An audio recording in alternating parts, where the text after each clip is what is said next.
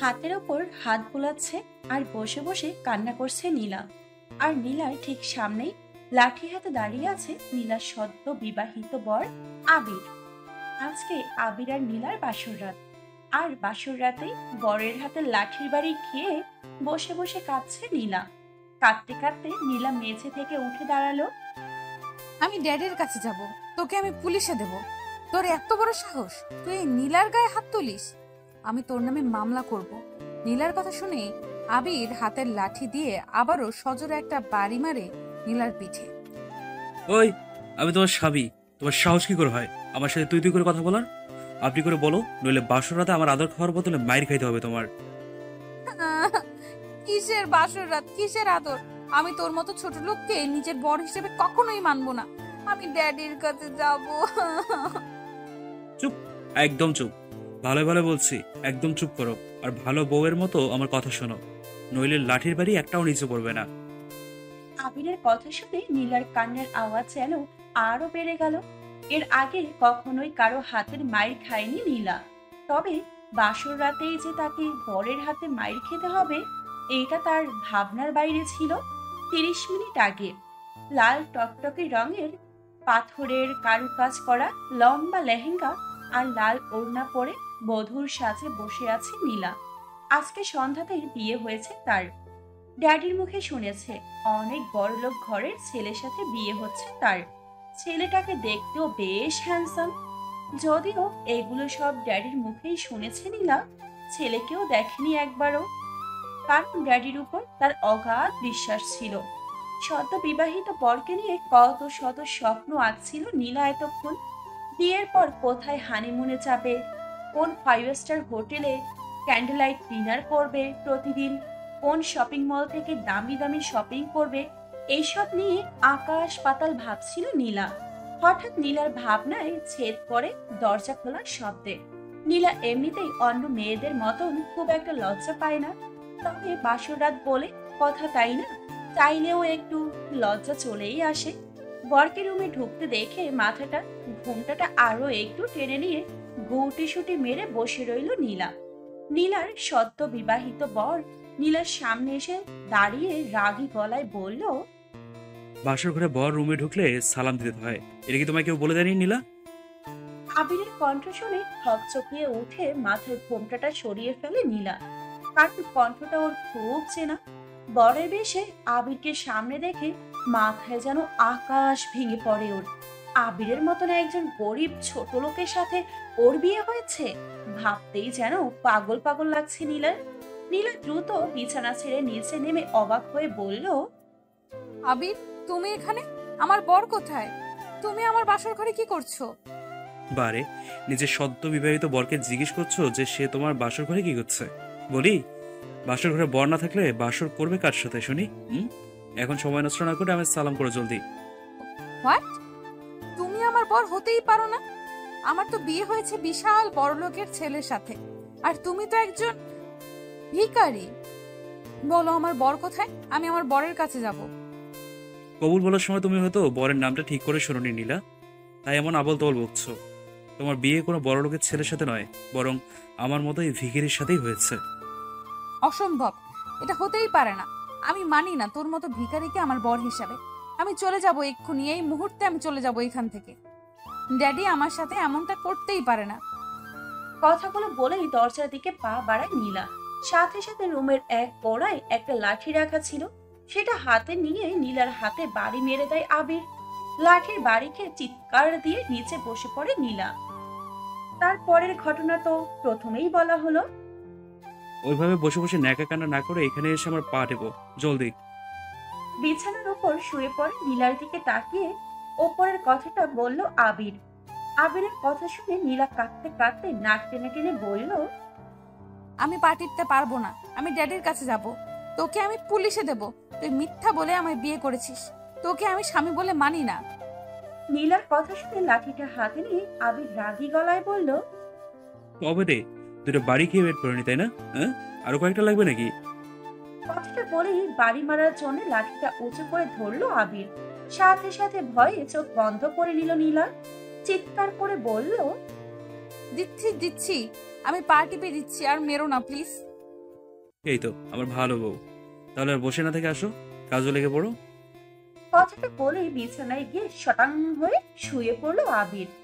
না চাওয়া সত্ত্বেও বাধ্য হয়ে নাক টানতে টানতে আবিরের কাছে গিয়ে আবিরের পা টিপতে লাগলো নীলা। পা টিপছে আর নাক টেনে টেনে কান্না করছে নীলা। সেদিকে আবিরের কোনো খেয়াল নেই, সে আরামে শুয়ে থেকে বউয়ের পা টিপে দেওয়ার মজা উপভোগ করছে। বেশ কিছুক্ষণ পা টিপার পর নীলার এক হাত ধরে হ্যাচকা টান দিল আবির। আচমকা হাতে এমন টান পড়ে, তাল সামলাতে না পেরে আবিরের বুকে আছড়ে পড়লো নীলা। সাথে সাথে আবির নীলাকে শক্ত করে জড়িয়ে ধরলো। ওই, একদম নড়াচড়া করবো না, আমি এখন ঘুমাবো। ঘুমাবি তো ঘুমা না, আমাকে ছাড়। বেটা ছোট লোক, আমি তোর সাথে ঘুমাবো না। লাঠিটা কি তাহলে আবার আনবো? ভালোই ভালো আমার ঘুমাতে দাও, আর নিজেও ঘুমাও, নইলে সারা রাত ধরে না ঘুমিয়ে আমার পা টিপতে হবে, আর লাঠির বাড়ি খেতে হবে তোমার। আবিরের কথা শুনে শব্দ করে কাঁদতে লাগলো নীলা। ও ড্যাডি গো, আমায় ছোট লোকের কাছ থেকে নিয়ে যাও, আমি এর সাথে থাকবো না। চুপ, একদম চুপ, নইলে মাথার উপর তুলে একটা আছাড় মারবো বলে দিলাম। চুপ করে ঘুমা বলছি, কালকে আবার আমাদের আসল বাড়ি যেতে হবে তোমায়। আবিরের কথা শুনে নাক টেনে ধরা গলায় নীলা বলল, আসল বাড়ি মানে? এটা কার বাড়ি তাহলে? তোমার কি মনে হয় নীলা, আমার মতো একজন গরিব মানুষের বাড়ি এটা হবে? হ্যাঁ, আর এটা তো আমি একদিনের জন্য ভাড়া নিয়েছি তোমায় বিয়ে করব বলে। কালকে তোমার আমার আসল বাড়িতে যাব আমরা, আমার কুড়ে ঘরে। এখন ঘুমোতো। আবিরের কথা শুনে নীলার মাথায় যেন আকাশ ভেঙে পড়লো। ওর মতন এমন বড় লোকের একমাত্র মেয়ে কিনা কুড়ে ঘরে থাকবে, ভাবতেই অবাক লাগছে নীলার। কিন্তু লাঠির বাড়ি খাওয়ার ভয়ে কিছু বলারও সাহস পাচ্ছে না ও। তাই মনে মনে বুদ্ধি করলো, আবির ঘুমোলে ও চুপি চুপি উঠে পালিয়ে যাবে। মনে মনে এসব ভেবে ঘুমিয়ে পড়ার ভান ধরলো নীলা। আবিরও নীলাকে পরম যত্নে বুকে জড়িয়ে নিয়ে ঘুমিয়ে পড়লো। মাঝরাতে আস্তে করে চোখ খুলে আবিরের দিকে তাকালো নীলা। যখন বুঝতে পারলো আবির বিভোরে ঘুমাচ্ছে, তখন খুব সাবধানে বিছানা ছেড়ে নেমে গেল নীলা। তারপর ধীরে পায়ে দরজার দিকে পা বাড়ালো। দরজার কাছে গিয়ে দরজার লক খোলার জন্য হাত বাড়াতেই নীলার হাতটা খপ করে ধরে ফেললো আবির। কি হলো জানেমন, সদ্য বিবাহিত স্বামীকে ছেড়ে বাসর রাতে বাসর না করে পালিয়ে যাচ্ছ? হ্যাঁ, এটা কি করে মেনে নেই বলো? কে স্বামী? কিসের স্বামী? আমি তোর মতো একটা ছোট লোককে কখনোই আমার স্বামী হিসেবে মানবো না। আমার স্বামী হওয়ার কোনো যোগ্যতাই নেই তোর মাঝে। কথাটা বলার সাথে সাথেই নীলার গালে ঠাস করে একটা চড় বসিয়ে দিল আবির। আবিরের চড় খেয়ে ফ্লোরে পড়ে গেল নীলা। আবির নীলার কাছে এগিয়ে গিয়ে নীলার চুলের মুঠি ধরে নিজের দিকে ঘোরালো। স্বামী হিসেবে যখন মানতেই পারবি না, তাহলে আমার সাথে ভালোবাসার নাটক করেছিলি কেন? হ্যাঁ? কেন গ্রাম থেকে আসা একটা সহজ সরল ছেলের বুকে ভালোবাসার তীর মেরেছিলি? কেন আমি বারবার ইগনোর করা সত্ত্বেও আমার পিছে ঘুরে ঘুরে আমার মনে ভালোবাসার ফুল ফুটিয়েছিলি? আর কেনই বা বিনা দোষে তোর জন্য আমার জেল খাটতে হয়েছিল? উত্তর দে, উত্তর দে আমায়। কথাগুলো বলেই আবারও নীলার গালে থাপ্পড় মারলো আবির। আবিরের হাতের মার খেয়ে নীলার ঠোঁট কেটে গিয়ে রক্ত পড়তে শুরু করলো। নীলা গালে হাত দিয়ে কেঁদে চলেছে একাধারে। নীলার ঠোঁটে রক্ত দেখে নীলাকে কোলে তুলে নিল আবির। নীলাও মায়ের খাওয়ার ভয়ে আর কিছু বলছে না। কোলে করে বিছানায় নিয়ে এসে বসিয়ে দিল নীলাকে আবির। তারপর নীলার ঠোঁটের কাটা জায়গাটা পরিষ্কার করে দিয়ে আলতো করে একটা চুমু এঁকে দিয়ে গম্ভীর গলায় বলল, ঘুমিয়ে পড়ো, সকাল সকাল ঘুম থেকে উঠে রওনা দিতে হবে। আবিরের কথা শুনে নীলা চিল্লিয়ে কিছু বলতে যাবে, তার আগেই আবির রাগী গলায় বলে উঠল, আর একটা কথা বললে তোমার জন্য ব্যাপারটা খুব খারাপ হয়ে যাবে নীলা। ভালো ব্যবহার করছি বলে ভেবো না আমি সে আগের মতোই ভালো ও সহজ সরল ছেলে হয়ে আছি। আমার খারাপ রূপটা দেখতে না চাইলে চুপচাপ ঘুমিয়ে পড়ো। আবিরের কথা শুনে আর কিছু বলার সাহস হলো না নীলার। নীলা বাধ্য মেয়ের মতো ঘুমিয়ে পড়ল। আর আবির চলে গেল ব্যালকনিতে। ব্যালকনিতে গ্রিল ধরে আকাশের দিকে তাকিয়ে আছে আবির। চোখ থেকে ঝরে পড়েছে কষ্টের অশ্রুধারা। আকাশের দিকে তাকিয়ে 1.5 বছর আগে অতীতে ডুব দিল আবির। 1.5 বছর আগে গ্রাম থেকে খুব ভালো রেজাল্ট নিয়ে ঢাকা শহরে কলেজে পড়ার জন্য চোখে হাজার স্বপ্ন নিয়ে আসে আবির। আবিরের মা আবির ছোট থাকতেই মারা যায়। সৎমা আবিরকে কষ্ট দিবে ভেবে আবিরের বাবা আর বিয়ে শাদী করেন না। সারাদিন রিক্সা চালিয়ে কোনো রকমে বাপ ছেলে মিলে সুখ হয়েছিল আবিরের বাবার। আবিরের বাবা অনেক পড়াশোনা জানা ভালো শিক্ষিত লোক হলেও কেন জানে না সে কোনো চাকরি করত না, বরং রিক্সা চালিয়ে যা রোজগার করত সেটা দিয়েই বাবা ছেলের বেশ ভালোভাবেই চলে যেত। বাবার কষ্ট হবে ভেবেই আবির ঢাকায় পড়াশোনা করতে চায়নি, কিন্তু ওর বাবার জোরাজুরিতেই ঢাকার কলেজে ভর্তি হওয়ার জন্য রাজি হয় আবির। গ্রাম থেকে ঢাকায় এসে নিজেকে খুব অসহায় লাগতো আবিরের কাছে, কিন্তু বাবার স্বপ্ন পূরণ করতেই হবে আবিরকে। বাবাকে যে খুব বেশি ভালোবাসতো আবির। ঢাকায় আসার পর আবিরের বাবার পরিচিত একজন লোকের বাসায় ওঠে আবির। লোকটা বেশ ভালো ছিল, আবিরকে সে অনেক ভালোবাসতো। ঢাকায় এসে ঢাকার একটা নামি দামি কলেজে ভর্তি হয় আবির। রেজাল্ট ভালো থাকায় খুব একটা কষ্ট করতে হয় না ওর। আর আবির ঢাকায় এসে যার বাসায় ওঠে তার সাথে কলেজের প্রিন্সিপালের ভালো সম্পর্ক থাকায় আরো একটু উপকার হয় আবিরের। প্রথম দিন কলেজের জন্য একটা ঢোলা শার্ট, ঢোলা প্যান্ট, মাথার চুলে তেল লাগিয়ে চুল আঁচড়ে রেডি হয়ে নেয় আবির। তারপর কলেজে চলে যায়। কলেজের সবাই আবিরকে দেখে বেশ হাসাহাসি করে, এক একজন এক এক রকম অপমানজনক কথাও বলে, কিন্তু আবির সেগুলো গায়ে না লাগিয়ে মনোযোগ দিয়ে পড়াশোনায় ব্যস্ত হয়ে পড়ে। আবিরের তখন মাথায় একটাই চিন্তা ছিল, আর সেটা হলো বাবার স্বপ্ন ওকে যে করেই হোক পূরণ করতে হবে। ঢাকা শহরে আসার পর প্রায় 2 মাস কেটে যায় আবিরের। এর মাঝে আবির শহর থেকে নিজেকে ঢাকা শহরের সাথে অনেকটাই মানিয়ে নেয়। নিজের ড্রেস আপও অনেকটাই চেঞ্জ করে ফেলে। আবিরকেও তখন অনেকটাই স্মার্ট লাগতো, কিন্তু আবির কলেজের কারোর সাথে কথা বলতো না, সবসময় পড়াশোনার মাঝে নিজেকে ডুবিয়ে রাখতো। আবিরকে দেখতে 5 ফুট 10 ইঞ্চি হাইট, গায়ের রং উজ্জ্বল শ্যামলা, মায়াবী চোখ, চৌকা নাক, আর মুখে সবসময় মিষ্টি হাসি। আবিরের চেহারাতেই ছিল একটা নিষ্পাপ ভাব, আর বেশ হ্যান্ডসামও। পড়াশোনায় ভালো হওয়ায় অনেক মেয়েই আবিরের সাথে প্রেম করার জন্য এগিয়ে এসে কথা বলতে চাইতো, কিন্তু আবির সবসময় নিজেকে গুছিয়ে নিত সবার থেকে, কখনো কোনো মেয়ের সাথে ইচ্ছে করে কথা বলতো না। একদিন আবিরের কলেজের গেট দিয়ে কলেজে ঢুকতেই একটি মেয়ে দৌড়ে এসে আবিরের উপর আছড়ে পড়ে। ঘটনাটার আকস্মিকতায় কিছু বুঝে ওঠার আগেই মেয়েটিকে নিয়ে নিচে পড়ে যায় আবির।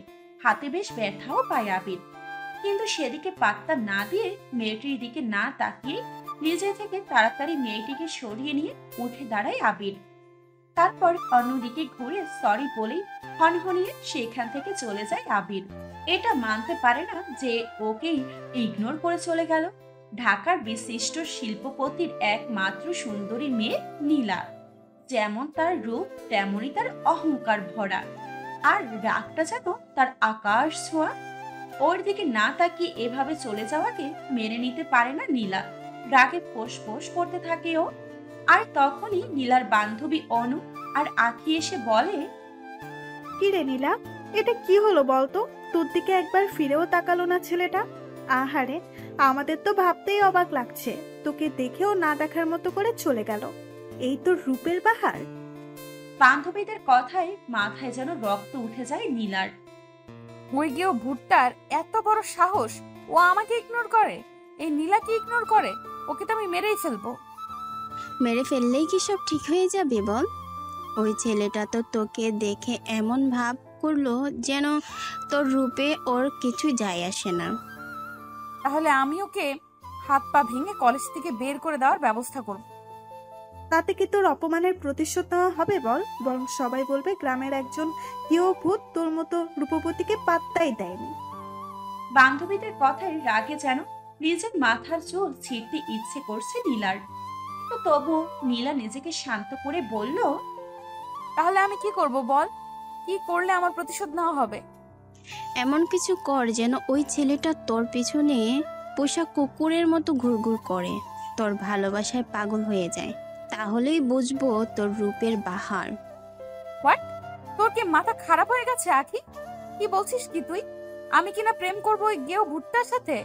Impossible, just impossible. আরে ইয়ার, এত সিরিয়াস হচ্ছিস কেন? আমরা তো তোকে বলিনি ওর সাথে সত্যি সত্যি প্রেম করতে। তুই শুধু ওর সাথে এমন কিছু কর যেন ও তোর প্রেমে পড়ে। পড়াশোনায় ভালো বলে খুব অহংকার ওই ছেলেটার। ওর সব অহংকার ভেঙে দে। আর যখন ও তোর পিছু পিছু ঘুরবে তখন অপমান করে তাড়িয়ে দিবি, সিম্পল। বান্ধবীদের কথায় কিছু একটা ভাবে নীলা, তারপর বাঁকা হেসে বলে, ইয়েস, তোরা ঠিক বলেছিস। আমি সত্যিই তাই করব। ওই গিয়ে ভুট্টাকে আমার পেছনে কুকুরের মতো দৌড় করাবো আমি। তারপর আমার এই অপমানের প্রতিশোধ নেব। আর এটা আমার চ্যালেঞ্জ, এই নীলার চ্যালেঞ্জ এটা। ওই ঘটনার পর থেকেই নীলা আবিরের সাথে ভাব করার অনেক ট্রাই করে, কিন্তু আবির পড়াশোনা ছাড়া কিছুই বুঝতো না, তাই নীলার দিকে তেমন গুরুত্বও দিত না। এটাতে নীলার রাগটা যেন আরো বেশি বেড়ে যায়। নীলা ভাবতে থাকে কি করে এই আবিরকে নিজের ফাঁদে ফেলা যায়। 1 মাস পর আবির লাইব্রেরিতে বসে বই পড়ছিল, তখন নীলা গিয়ে আবিরের সামনে দাঁড়ায়। হাই আবির, আপনার সাথে একটু কথা ছিল। যদি কিছু মনে না করেন, আপনার পাশে কি একটু বসতে পারি? নীলার কথা শুনে এক নজর নীলার দিকে তাকিয়ে মাথা নাড়িয়ে সায় দেয় আবির। নীলা আবিরের পাশে বসে মিষ্টি হেসে বলে, আসলে আবির, আমি শুনেছি আপনি নাকি কলেজে সবার চাইতে পড়াশোনায় অনেক ভালো। বাট আমার মাথায় না এই পড়াশোনার প্যারাটা একদমই ঢুকছে না। আপনার যদি ফ্রি সময় থাকে তাহলে আপনি কি আমাকে একটু টিউশনি পড়াতে পারবেন? আপনাকে ভালো বেতন দিব। নীলার কথা শুনে আবিরের মুখে হাসি ফুটে ওঠে, কারণ আবিরও চাইছিল কোনো একটা টিউশনি জোগাড় করতে, কারণ ঢাকা শহরে থাকার খরচ অনেক বেশি, যে খরচা দিতে গিয়ে ওর বাবার অনেক কষ্ট হয়ে যাচ্ছে। তাই আবির কিছু না ভেবেই রাজি হয়ে যায়। জি পারবো, তবে আমি বিকেল 4টা থেকে 5টার মধ্যে পড়াতে পারবো। আপনার কি সময় হবে তখন? কেন হবে না? অবশ্যই হবে। আমি তো এই সময়েরই অপেক্ষা করছিলাম। মানে ঠিক বুঝলাম না। ও কিছু না। তাহলে আপনি আজকে বিকেল থেকেই পড়ানো শুরু করুন। আমি আপনাকে পিক করে নিয়ে যাব। আপনার অ্যাড্রেসটা দিন। না না, তার কোনো দরকার হবে না। আপনি বলুন আপনি কোথায় পড়বেন, আমি সেখানে সময় মতো চলে যাবো ইনশাআল্লাহ।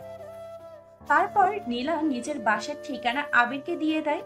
নীলার বাবা বিজনেসের কাজে দেশের বাইরে থাকায় নীলার আরো একটু সুবিধা হয়। আবিরের মতো নীলার মাও ছোটবেলায় মারা গেছেন, তাই নীলাদের বাসায় কাজের লোক ছাড়া আর কেউ থাকতো না। বিকেল 4টার সময় নীলার বাসার সামনে পৌঁছে যায় আবির। নীলাদের বাসার সামনে পৌঁছে একদম হা হয়ে যায় আবির। বিশাল বড় নীলাদের বাড়ি, আর গেট দিয়ে ঢুকতেই 4-5টা প্রাইভেট গাড়ি দেখতে পায় আবির। বিশাল বড় দোতলা বাসা, বাসার সামনে অনেকটা বাগানের মতো করে ফুল গাছ লাগানো। আবির বেশ কিছুক্ষণ চারিদিকে চেয়ে চেয়ে দেখতে থাকে। হঠাৎ নীলার ডাকে ধ্যান ভাঙে আবিরের। আবির স্যার, আপনি এসেছেন? আসুন আসুন, ভেতরে আসুন। নীলার ডাকের পেছন ফিরে আবির। নীলা কালো রঙের একটা সালোয়ার কামিজ পরে হালকা সাজে, চুলগুলো ছেড়ে রাখা, অনেক সুন্দর দেখতে লাগছে নীলাকে। আবির নীলার দিকে কিছুক্ষণ তাকিয়ে থেকে চোখ নামিয়ে নেয়, তারপর নীলার সাথে ভিতরে চলে যায় পড়ানোর জন্য। নীলা বেশ ভালোভাবে পড়তে থাকে আবিরের কাছে। ওকে দেখে বা ওর কথা শুনে মনেই হয় না যে ও এত বড় লোক পরিবারের মেয়ে। ড্রেস আপও পরে একদম সাদা সিধা। নীলার এমন ভালো আচরণ আর অহংকার মুক্ত দেখে আবিরের মনে একটা ভালো লাগার সৃষ্টি হয় নীলার জন্য। পড়ানো ছাড়াও নীলা দিনে 4 থেকে 5 বার ফোন করে কথা বলে আবিরের সাথে। এমনকি অনেক কেয়ারও করতে থাকে আবিরের। মাস শেষে 10,000 টাকা তুলে দেয় আবিরের হাতে। আবির নিজে থেকে কখনো টাকা চায় না, কিন্তু নীলা এমন ভাব করে যেন সে আবিরের কষ্ট কমানোর জন্য এমন করছে। এভাবেই কেটে যায় 3 মাস। আবির আর নীলা এখন অনেকটাই কাছাকাছি চলে আসে। একদিন ছুটির দিনে নীলা আবিরকে ফোন করে ওর বাসায় ডাকে। আবিরও খুশি হয়ে চলে যায় নীলার বাসায়। আবিরকে অবাক করে দিয়ে নীলা খাঁটি বাঙালি মেয়েদের মতো করে শাড়ি পরে হালকা সাজে সামনে আসে আবিরের। আবির নীলাকে দেখে একদম পাথর হয়ে যায়। এমনিতেই আবিরের মাঝে ভালো লাগা কাজ করত নীলার জন্য, কিন্তু সেই ভালো লাগাটা যে কখন ভালোবাসা হয়ে যায় আবির জানতেই পারে না। লাল পাইরের সাদা শাড়ি সুন্দর করে গ্রামের মতো করে পরেছে নীলা, সাথে কানে বড় বড় এক জোড়া ঝুমকা, চোখে গাঢ় করে কাজল, কপালে ছোট্ট একটা লাল টিপ, গলায় লাল পাথরের নেকলেস, চুলগুলো খোপা করে তাতে লাল টকটকে গোলাপ গুজে রেখেছে নীলা। ঠোঁটে পড়েছে গাঢ় করে লাল লিপস্টিক, হাত ভর্তি লাল সাদা মিক্সড চুড়ি, সব মিলিয়ে একদম অসাধারণ দেখতে লাগছে ওকে। আবির নীলাকে এমন সাজে দেখে নিজের জায়গাতেই যেন জমে গেছে। নীলা গুটিসুটি পায়ে আবিরের সামনে এসে দাঁড়ায়। আবির এখনো যেন কোনো ঘোরের মাঝে রয়েছে। নীলা আবিরের সামনে হাতের চুড়িগুলো বাজিয়ে বলে ওঠে, কি হলো আবির, কিছু বলবে না আমায়? শুধু কি হা করে দেখেই যাবে? আমার বুঝি লজ্জা করছে না? নীলার কথায় ধ্যান ভাঙে আবিরের। আবির বেশ কিছুটা লজ্জা পেয়ে নীলার দিক থেকে চোখ নামিয়ে নেয়। তারপর হালকা কেশে বলে, আমায় তুমি ডেকেছো কেন নীলা? আর তুমি আমার স্যার না ডাকে নাম ধরে ডাকছো কেন? তাও আবার তুমি তুমি করে। আবিরের কথায় নীলা লজ্জা পাওয়ার ভাব করে বলে, তুমি কি সত্যি বুঝতে পারছো না আবির? তাহলে শোনো, আমি তোমায় ভালোবাসি আবির। কলেজে প্রথম দেখাতেই আমি তোমার প্রেমে পড়ে যাই। আমার মন প্রাণ আমার অস্তিত্ব জুড়ে শুধু তোমারই বসবাস।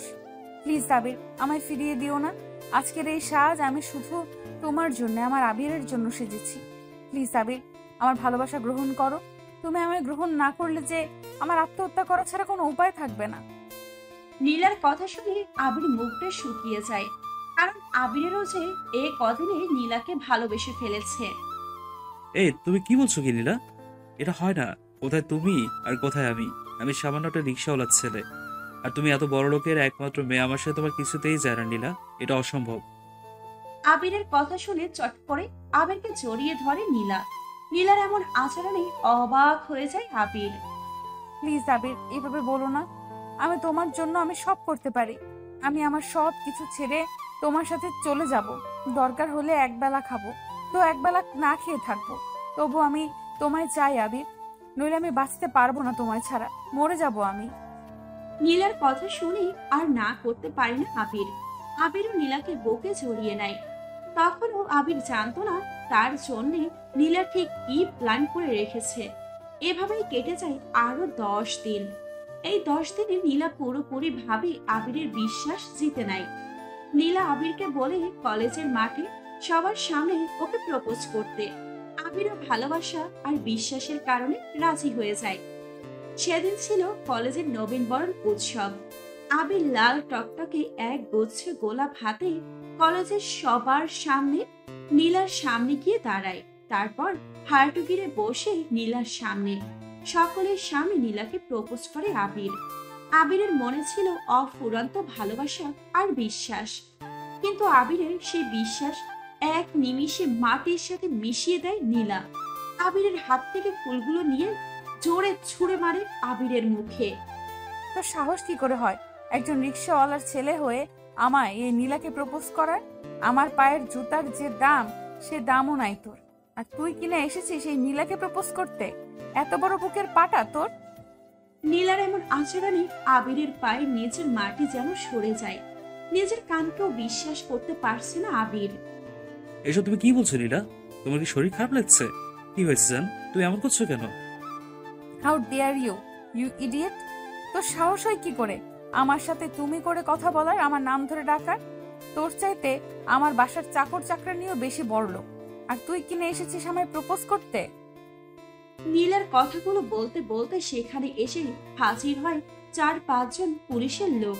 পুলিশকে দেখে নীলা বলে, স্যার, আপনারা এসেছেন? আমি আপনাদের ফোন করেছিলাম। এই যে গিয়ে ছেলেটাকে দেখছেন, এই ছেলেটা আমার দামি গলার হার চুরি করেছে। আপনি একে গ্রেফতার করুন। ওর পকেট চেক করলে আপনারা হারটা পেয়ে যাবেন। নীলার কথায় যেন মাথায় আকাশ ভেঙে পড়ে আবিরের। কারণ নীলা যখন আবিরকে বলে কলেজের মাঠে ওকে প্রপোজ করার জন্য, তখন নীলা একটা দামি হার আবিরকে দিয়ে বলে ওটা যেন আবির নিজের কাছে রাখে, কলেজে আসলে নিয়ে যাবে। আবির তখন ভাবতেও পারেনি নীলা ওর সাথে এমনটা করবে। পুলিশের লোকেরা আবিরের পকেট থেকে হারটা পায় আর আবিরকে গ্রেফতার করে নিয়ে যায়। যাওয়ার সময় আবিরের চোখ থেকে টপ টপ করে পানি পড়ছিল।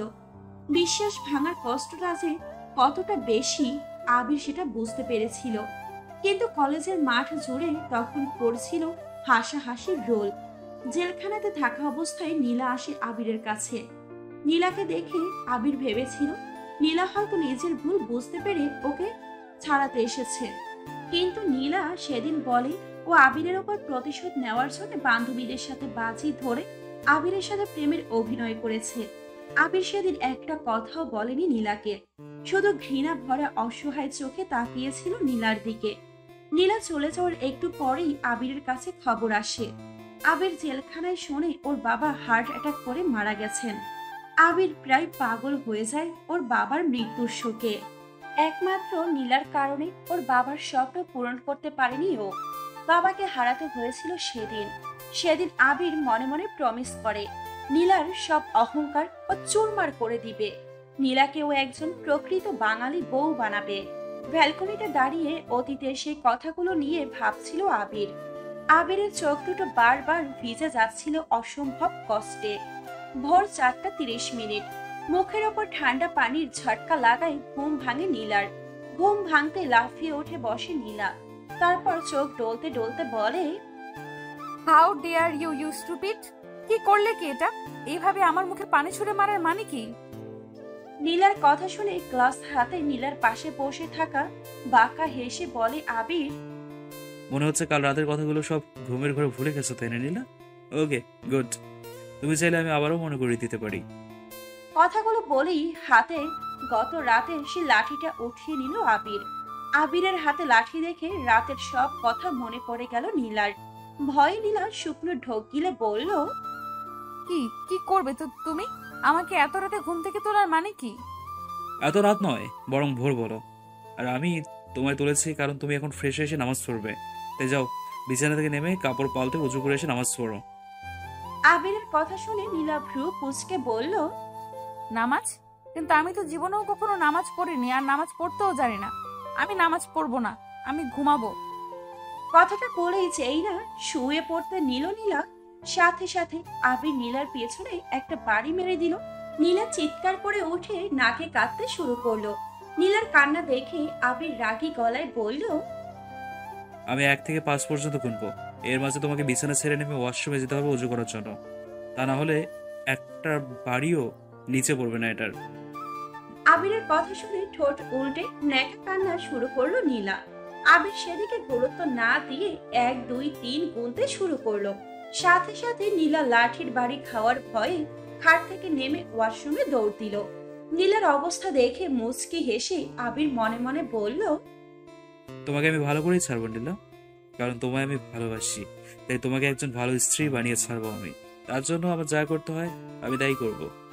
ওয়াশরুমের বাইরে দাঁড়িয়ে দরজার টোকা দিয়ে আবির বলল, নামাজের রক্ত শেষ হয়ে যাচ্ছে, জলদি ফ্রেশ হয়ে বের হও। আবিরের কথা শুনে রাগে দাঁত কিরমির করে নীলা মনে মনে বলল, একবার শুধু তোর হাত থেকে মুক্তি পেয়ে নে আবির, তারপর তুই বুঝবি এই নীলা তোকে কি করতে পারে। নীলার গায়ে তুই যে হাত দিয়ে আঘাত করেছিস, সেই হাত কুচি কুচি না করে কাটতে পারলে আমার নামও নীলা নয়। মনে মনে আমার বকাবকি বন্ধ হয়ে থাকলে এখন জলদি বের হও নীলা, নামাজের রক্ত শেষ হয়ে যাবে। আবিরের কথা শুনে এতক্ষণে নীলার মনে হলো ও ওয়াশরুমে আসার আগে কোন ড্রেস নিয়ে আসেনি। এদিকে গায়ে থাকা বিয়ের পোশাকটাও খুলে রেখেছে, শুধু টাওয়াল পরে আছে ও। আবির, আমি ভুল করে কোনো জামা কাপড় না নিয়ে ওয়াশরুমে চলে এসেছি, আর এখন আমি শুধু তোয়ালে পরে আছি। এখন আমি বাইরে বের হব কি করে? নীলার কথা শুনে আবির তার ব্যাগ থেকে একটি অনেক সুন্দর সুন্নতি পোশাক আর জামার ওড়না বের করে এনে ওয়াশরুমের দরজায় টোকা দিয়ে বলল, দরজাটা একটু খোলো, আমি তোমার জন্য পোশাক এনেছি, সেগুলো নিয়ে পরে নাও। ভয় নেই, আমার এখন তোমাকে দেখার মতো মুড নেই, তাই সময় নষ্ট না করে পোশাকটা নাও। আবিরের কথা শুনে না যাওয়া সত্ত্বেও হালকা একটু দরজা খুলল নীলা। তারপর আবিরের হাত থেকে এক ঝটকায় কাপড়গুলো নিয়েই দরজা লাগিয়ে দিল। নীলার এমন করা দেখে মুচকি হাসলো আবির। নীলা কাপড়গুলো ভালো করে দেখে নাক ছিটকে বলল, ছি, কি এইগুলো? এই 2 পয়সার পোশাকগুলো কে পরবে? আমি বাবা এসব পরতে পারবো না। আমার জিন্সের টপস কই? আজ থেকে তুমি এগুলোই পরবে নীলা, একজন মুসলমান মেয়ের এটাই হলো আসল পোশাক। জিন্স টপসের কথা ভুলে যাও। ইম্পসিবল, আমি এগুলো কিছুই পরতে পারবো না। আমার জিন্স আর টপস চাই। ওকে ফাইন, তোমাকে কিছুই পড়তে হবে না, তুমি তাওয়াল পরেই বাইরে এসো। তারপর কাল রাতে যেটা হয়নি সেটা এখন করব। কাল রাতে যেটা হয়নি মানে কিসের কথা বলছো আবির? কিসের আবার? কাল রাতে তো আমাদের বাসরাত ছিল। তো কাল রাতে যখন সেটা হয়নি, তাই আমি ভাবছি তুমি যখন ওই কাপড়গুলো পরবেই না, তাহলে তো তোমায় টাওয়াল পরেই থাকতে হবে, আর টাওয়াল পরে বাইরে বেরোতে হবে। তাহলে আমিও তোমার সাথে নিজের বাসরটা সেরে নেব, কি বলো? বাইরে থেকে আবিরের কথা শুনে চোখ বড় বড় করে চিৎকার করে নীলা বলে উঠল, পড়ছি পড়ছি, আমি এক্ষুনি এগুলো পড়ছি। এই তো, গুড গার্ল। এখন তাড়াতাড়ি এগুলো পরে অজু করে এসে নামাজ পড়ে নাও, জলদি। আবিরের কথা শুনে নীলা আর কোনো উপায় না পেয়ে আবিরের দেওয়া পোশাকগুলো পরে নিল। তারপর অজু করে বাইরে বেরিয়ে এলো। নীলাকে এমন দেখতে একদম অন্য রকম লাগছে। ঢিলে ঢালা হলুদ রঙের সুন্নতি পোশাক, সাথে মাথায় সুতির পাতলা ওড়না, একদম ভদ্র ও নেককার মেয়েদের মতো সুন্দর দেখতে লাগছে। আবিরের বেশ কিছুক্ষণ নীলার দিকে তাকিয়ে থেকে বলে উঠল, এখন যাও, ওইখানে জায়নামাজ রাখা আছে, নামাজ পড়ে নাও। আবিরের হাতে এখনো সেই লাঠিটা আছে, যেটা দেখে নীলা আর কিছু বলার সাহস পেল না। তাই বাধ্য মেয়ের মতো চায় নামাজ পিছিয়ে নামাজ পড়তে বসলো। ছোটবেলায় নীলার মা বেঁচে থাকতে নীলাকে অজু করা, নামাজ পড়া সব শিখিয়েছিলেন। তাই নামাজ পড়তে খুব একটা অসুবিধা হলো না নীলার। নামাজের মাঝে ঘুমে বারবার ঢুলে ঢুলে পড়তে নিল নীলা, কিন্তু পড়লো না। এটা দেখে আবির অন্যদিকে তাকিয়ে হালকা হাসলো। তারপর মনে মনে বলল, আজ তুমি ঘুমের ঘোরে আমার মায়ের খাওয়ার ভয়ে অনিচ্ছায় নামাজ পড়বে। খুব তাড়াতাড়ি তোমার জীবনে সেই দিন আসবে যেদিন তুমি ইচ্ছাকৃতভাবে নামাজ পড়বে, তা আল্লাহর ভয়ে, ইনশাআল্লাহ। কথাগুলো আনমনে ভেবে মিষ্টি করে হাসলো আবির। আবির নামাজ শেষ হলে নাক ফুলিয়ে যায় নামাজের উপরে বসে রইল নীলা। নীলাকে বসে থাকতে দেখে আবির বলল, এভাবে বসে না থেকে উঠে নিজের সব জিনিসগুলো গুছিয়ে নাও। তারপর টেবিলে শুকনো খাবার রাখা আছে, সেগুলো খেয়ে নাও। আমাদের বের হতে হবে, বাড়ি যেতে হবে তো। আমি কোথাও যাব না, আমি বাসায় যাব, আমার ড্যাডির কাছে যাব। তোকে আমি পুলিশে দেব, খুন করব তোকে আমি। চুপ, একদম চুপ, নইলে এমন মাইর দেবো না যে নিজের নামটাও ভুলে যাবে। প্রস্তুত হয়ে নাও, সামনে তোমাকে নতুন জীবন পার করতে হবে, যে জীবন তোমার জন্য মোটেও ভালো হবে না। আবিরের ধমক খেয়ে চুপসে গেল নীলা। কারণ আবিরের হাতে থাকা লাঠিটা দেখে ভয়ে বারবার ঢোক গিলছে নীলা। নীলার কথা না বাড়িয়ে চুপচাপ এসে টেবিলে রাখা খাবারের প্যাকেটগুলো খুলল। প্যাকেটের মাঝে রুটি আর আলুর দম দেখে নাক ছিটকে বলে উঠল নীলা, এ মাছি, এগুলো কি খাবার? আমি এসব খাবো না। আমি বিরিয়ানি বা পিৎজা খাবো। এমন ছোট লোকের খাবার আমার বাসার দারোয়ানও খায় না। চুপ, আর একটা বাজে কথা বলবে তো তোমায় না খেয়েই থাকতে হবে সারাদিন। পৃথিবীতে কত শত মানুষ আছে যারা এক টুকরো রুটির জন্য সব সময় চেয়ে থাকে হাহাকার করে, কিন্তু তাদের কপালে সেটাও জোরে না। ভালোই ভালো এগুলো খেয়ে নাও, নইলে সারাদিন না খাইয়ে রাখবো। আবিরের কথা শুনে নীলা ঠোঁট উল্টে রাগী গলায় বলল, না খেয়ে থাকবো, তবু এই ছোট লোকদের খাবারগুলো আমি খাবো না। নীলার কথা শুনে আবিরের রাগ হলেও নিজেকে শান্ত রেখে বাঁকা হেসে বলল, ঠিক আছে, যেমন তোমার ইচ্ছে মাই ডিয়ার ওয়াইফ। তাহলে তুমি রেডি হয়ে নাও, আমি ততক্ষণে খাবারটা খেয়ে নেই। কথাটা বলেই নীলাকে পাশ কাটিয়ে রুটি আর আলুর দমগুলো নিয়ে খেতে শুরু করলো আবির। নীলা আবিরের দিকে তাকিয়ে নাক চিটকে মনে মনে বলল, ছোট লোক একটা। তারপর সেখান থেকে সরে অন্যদিকে ঘুরে বসলো। আবির সেদিকে খেয়াল না দিয়ে নিজের মতো খেতে বসলো।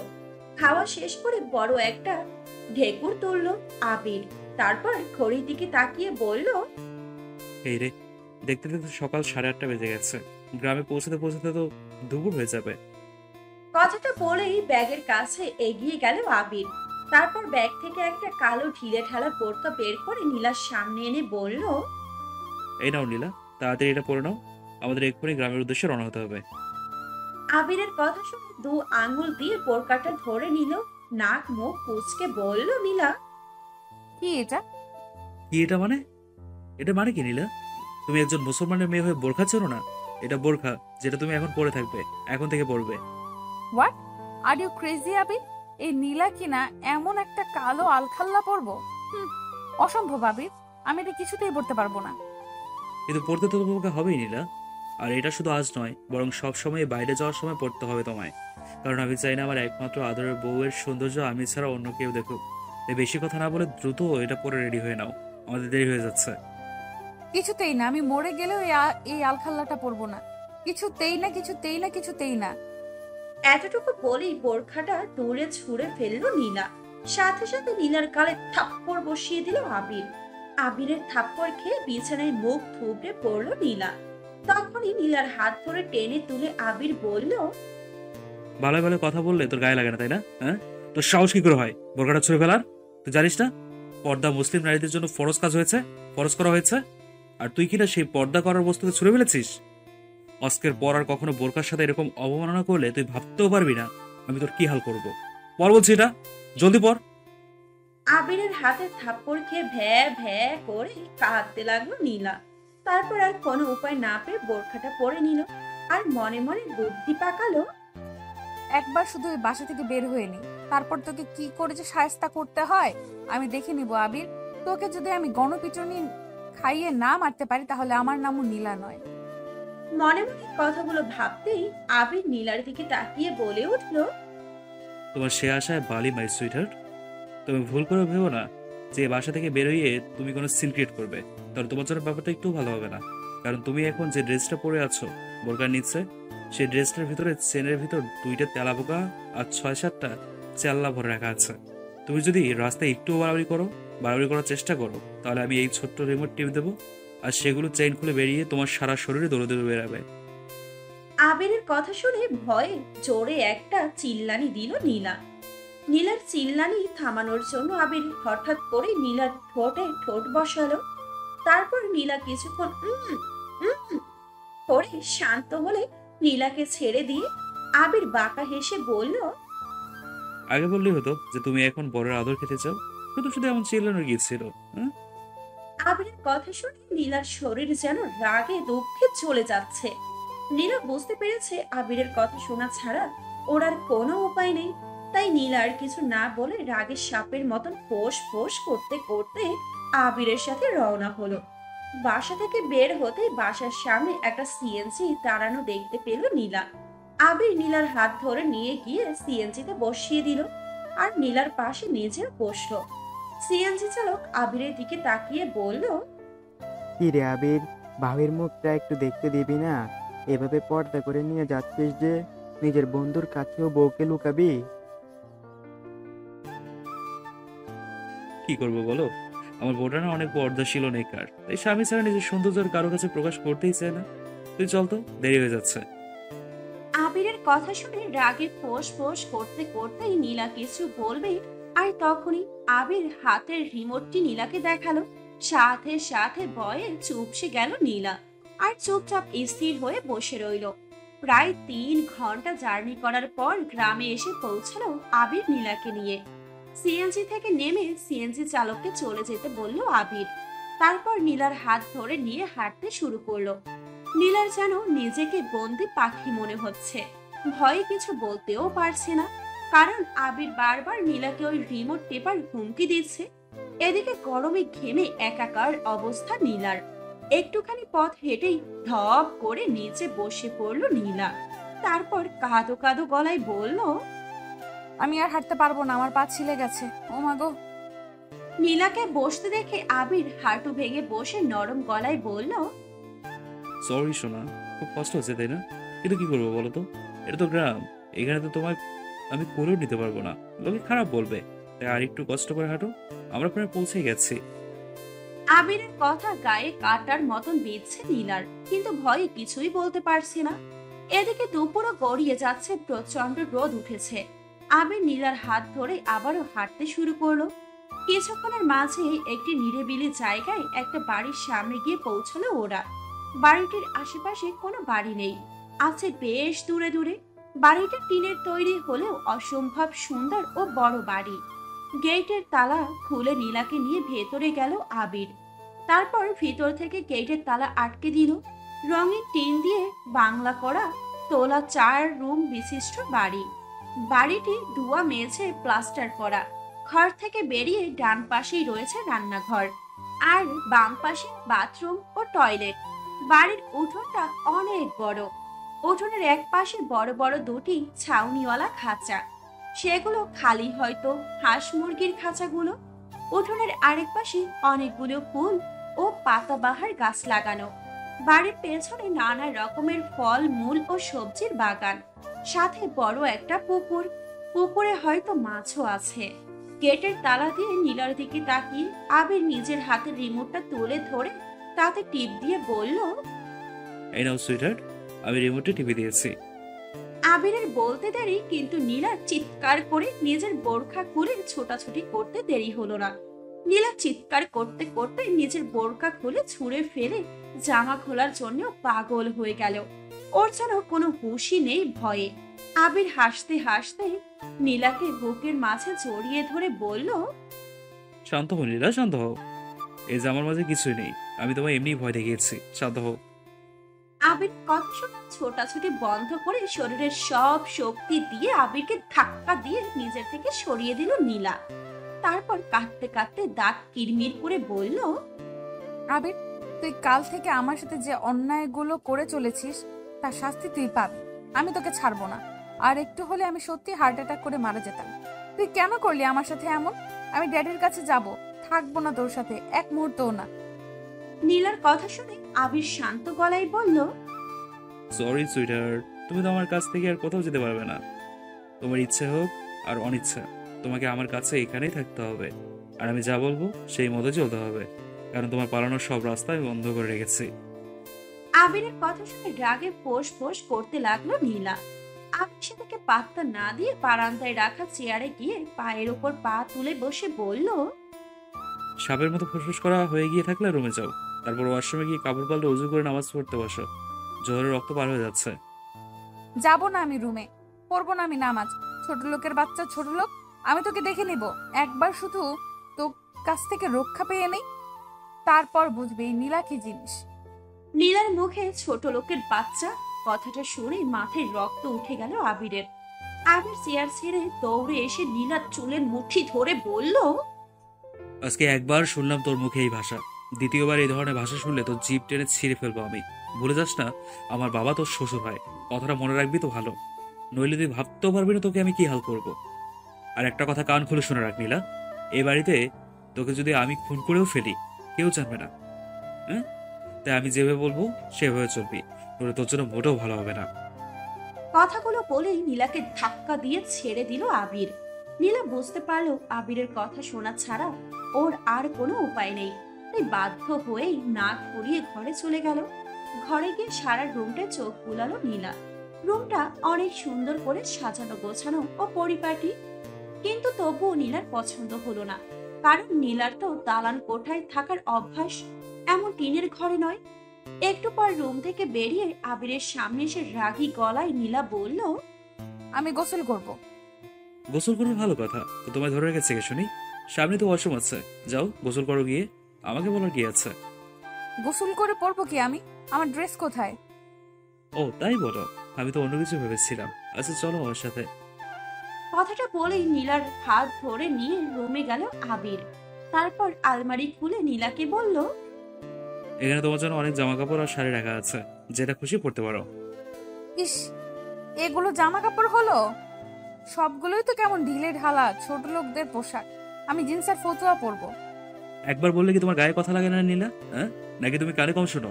তোমায় আমি কাল রাতে বলেছি না যে তোমার আর ওইসব জামা কাপড় পরা চলবে না, তোমাকে এগুলোই পরতে হবে এখন থেকে। তা না হলে কিছু না পরেই থাকো, আমার কোনো সমস্যা নেই। কথাটা বলেই বাঁকা হাসলো আবির। আবিরের কথা শুনে নীলা নাক ছিটকে আবিরের দিকে তাকিয়ে কয়েকটা জামা কাপড় আর টাওয়েল নিয়ে ওয়াশরুমে চলে গেল। ওয়াশরুমটা অনেক সুন্দর, একদম শহরের মতো ভেতরটা। খুব সুন্দর টাইলস করা। ওয়াশরুমের ভেতর নীলা যে যে জিনিস ব্যবহার করে সব আছে। বডি ওয়াশ থেকে শুরু করে নীলার পছন্দের শ্যাম্পুও। নীলা কিছুটা অবাক হয়ে গোসল করতে শুরু করলো আর মনে মনে ফন্দি আঁটতে শুরু করলো এখান থেকে কি করে পালানো যায়। গোসল শেষ করে জামা কাপড় পরতে গিয়ে থমকে গেল নীলা, কারণ ও আবিরের উপর রাগ করে ভুলে জামা না এনে পেটিকোট, ব্লাউজ আর একটা খয়েরি রঙের শাড়ি নিয়ে চলে এসেছে। কি করবে কি করবে ভাবতে ভাবতে এগুলো পরেই নিল নীলা। কি আজব ব্যাপার, সবকিছুই নীলার সাইজের। নীলার গায়ে একদম ফিট হয়েছে। নীলা ধীরে ধীরে বাইরে বেরিয়ে এলো। আবির বারান্দাতেই বসেছিল। নীলা বের হতে বেশ কিছুক্ষণ নীলার দিকে হা করে তাকিয়ে রইল আবির। নীলা মাথা নিচু করে দাঁড়িয়ে আছে। কিছুক্ষণ তাকিয়ে থেকে জোরে শব্দ করে হো হো করে হাসতে লাগলো আবির। কিছুক্ষণ হাসার পর হাসি থামিয়ে আবির বলল, তুমি এটা কি পরেছো নীলা? এটা কি শাড়ি পরা বলে নাকি কাপড় বেচানো? হ্যাঁ? আবিরের কথা শুনে নীলা ঠোঁট উল্টে রাগী গলায় বলল, আমি কখনো নিজে নিজে শাড়ি পরেছি নাকি? আমি শাড়ি পরতে পারি না, তাই যেইভাবে পরেছি সেইভাবেই পরে বেরিয়ে এসেছি। আগে কখনো শাড়ি পরলে পার্লার থেকে লোক এসে আমায় শাড়ি পরিয়ে দিত। নীলার কথা শুনে আরো কিছুক্ষণ হেসে নিয়ে আবির নীলার কাছে এগিয়ে নীলাকে আচমকাই কোলে তুলে নিল। নীলা চিৎকার দিতে চাইলেই আবির চোখ গরম করে নীলার দিকে তাকালো। ভয়ে নীলার কিছুই বলল না। নীলাকে কোলে নিয়ে গিয়ে রুমে নামিয়ে দিল আবির। তারপর নীলার দিকে তাকিয়ে নরম গলায় বলল, শাড়িটা খোলো নীলা। আবিরের কথা শুনে বড় বড় করে আবিরের দিকে তাকিয়ে নীলা বলল, শাড়ি খুলবো মানে? কি কি বলতে চাও তুমি? আরে বাবা, তুমি যা ভাবছো তা নয়। তুমি শাড়িটা পরতে পারো নি, তাই শাড়িটা খোলো, আমি ঠিক করে পরিয়ে দিচ্ছি তোমায়। তুমি শাড়ি পরাতে পারো? হুম, আমি সব পারি। এখন কথা না বাড়িয়ে শাড়িটা খোলো তো দেখি। আর ভয় নেই, আমি কিছু দেখবো না। আর দেখলেই বা কি, আমি তো তোমার একমাত্র বর। কথাটা আস্তে করে বলল আবির।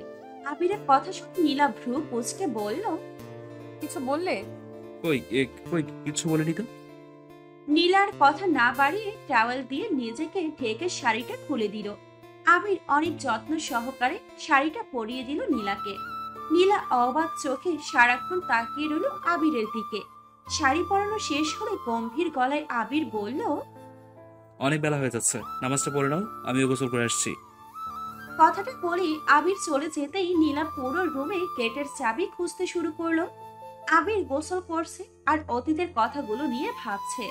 এদিকে নীলা পুরো রুম তন্ন তন্ন করে চাবি খুঁজতে খুঁজতে হয়রান হয়ে গেল, কিন্তু চাবিটা রুমের কোথাও নেই। তখনই নীলার খেয়াল হলো আবির তো বাইরে ছিল, তাহলে চাবিটা হয়তো বাইরে আছে। কথাটা মনে হতেই ছুটে বাইরে চলে এলো নীলা। বাইরে সব জায়গায় খুঁজতে খুঁজতে চাবিটা বারান্দার এক পাশে বেড়ার সাথে গোজা অবস্থায় পেল নীলা। নীলার মুখে ফুটে উঠল বিশ্বজয়ের হাসি। নীলা চাবিটা নিয়ে দ্রুত এগিয়ে গেল গেটের কাছে। যত তাড়াতাড়ি সম্ভব নীলাকে পালাতে হবে এখান থেকে। তারপর তালা খুলতে ব্যস্ত হয়ে পড়ল নীলা। চাবি হাতে কখন থেকে তালা খোলার চেষ্টা করেই যাচ্ছে নীলা, কিন্তু বজ্জার তালাটা কিছুতেই খুলছে না। এদিকে আবিরেরও ওয়াশরুম থেকে বের হওয়ার সময় হয়ে গেছে। অনেক চেষ্টার পর নীলা বুঝতে পারলো এই তালার চাবি এটা নয়। শেষে ক্লান্ত হয়ে বারান্দার চেয়ারে গিয়ে বসলো নীলা। এদিকে ক্ষুধায় অবস্থা খারাপ হয়ে যাচ্ছে ওর।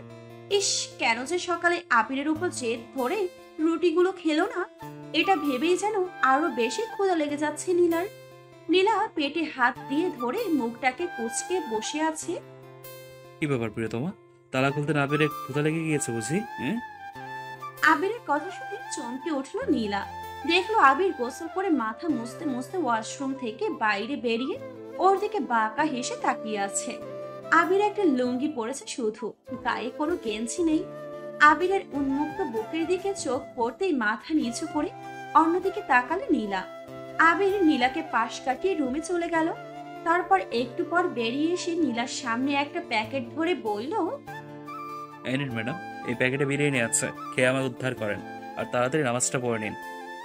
আবিরের হাতে বিরিয়ানির প্যাকেট দেখে খুশিতে আত্মহারা হয়ে পড়ল নীলা। নীলার এখন ইচ্ছা করছে লাফিয়ে উঠে আবিরকে কিস করতে, কিন্তু নীলা সেটা কখনোই করবে না।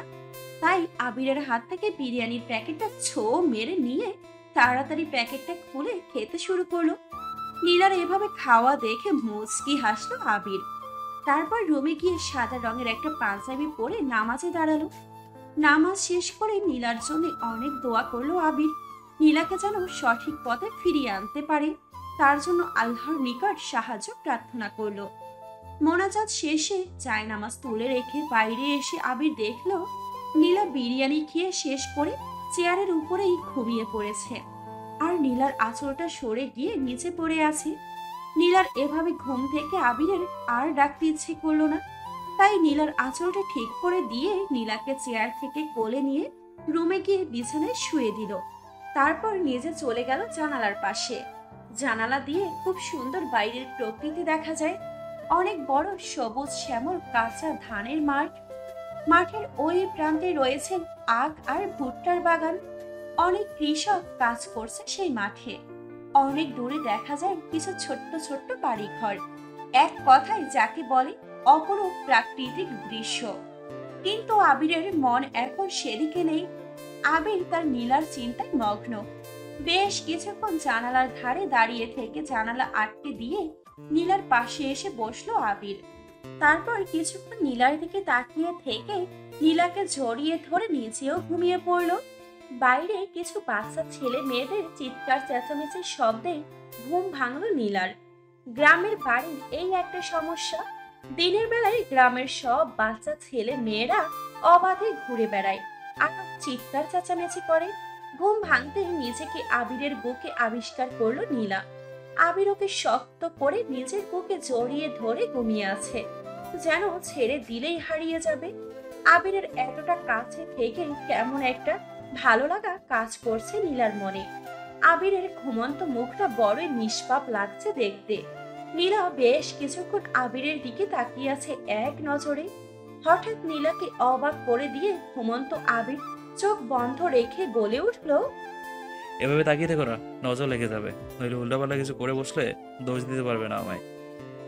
আবিরের কথা শুনে বড় বড় করে তাকালো নীলা। তুমি ঘুমাওনি? নীলার কথা শুনে নীলাকে আরো শক্ত করে জড়িয়ে ধরে আবির বলল, ঘুমোতে দিলে কই? নতুন বিয়ে করা সুন্দরী বউ এভাবে আশ্রে পিছতে জড়িয়ে শুয়ে থাকলে কি ঘুম আসে চোখে? হ্যাঁ, আবিরের কথা শুনে রাগ উঠে গেল নীলার। বজ্জাত ছেলে বলে কি আমি নাকি ওকে জড়িয়ে ধরে শুয়েছি। মনে মনে কথাগুলো ভেবেই আবিরের বুক থেকে উঠে যেতে নিল নীলা। অমনি আবির নীলার আঁচল টেনে ধরে বলল, আসরের ওয়াক্ত আসার আরো একটু দেরি আছে। এখন জোহরের নামাজটা পড়ে নাও জলদি। আবার দ্বিতীয়বার যেন আর নামাজের কথা বলতে না হয়। কথাগুলো বলেই নীলার আঁচলটা ছেড়ে দিল আবির। নীলাও কোনো কথা না বলে বাধ্য মেয়ের মতো গিয়ে অজু করে নামাজ পড়ে নিল, কারণ এছাড়া নীলার আর কোনো উপায় নেই। নীলার নামাজ পড়া শেষ হতেই আবির বলল, এখন চুলোর পাড়ে গিয়ে আমার জন্য কিছু বানিয়ে আনো, খুব ক্ষুধা লেগেছে। আবিরের কথা শুনে সাপের মতো ফোঁস করে উঠল নীলা। হোয়াট? তোমার কি মাথা খারাপ হয়েছে আবির? আমি এই নীলা কিনা চুলায় রান্না করবে?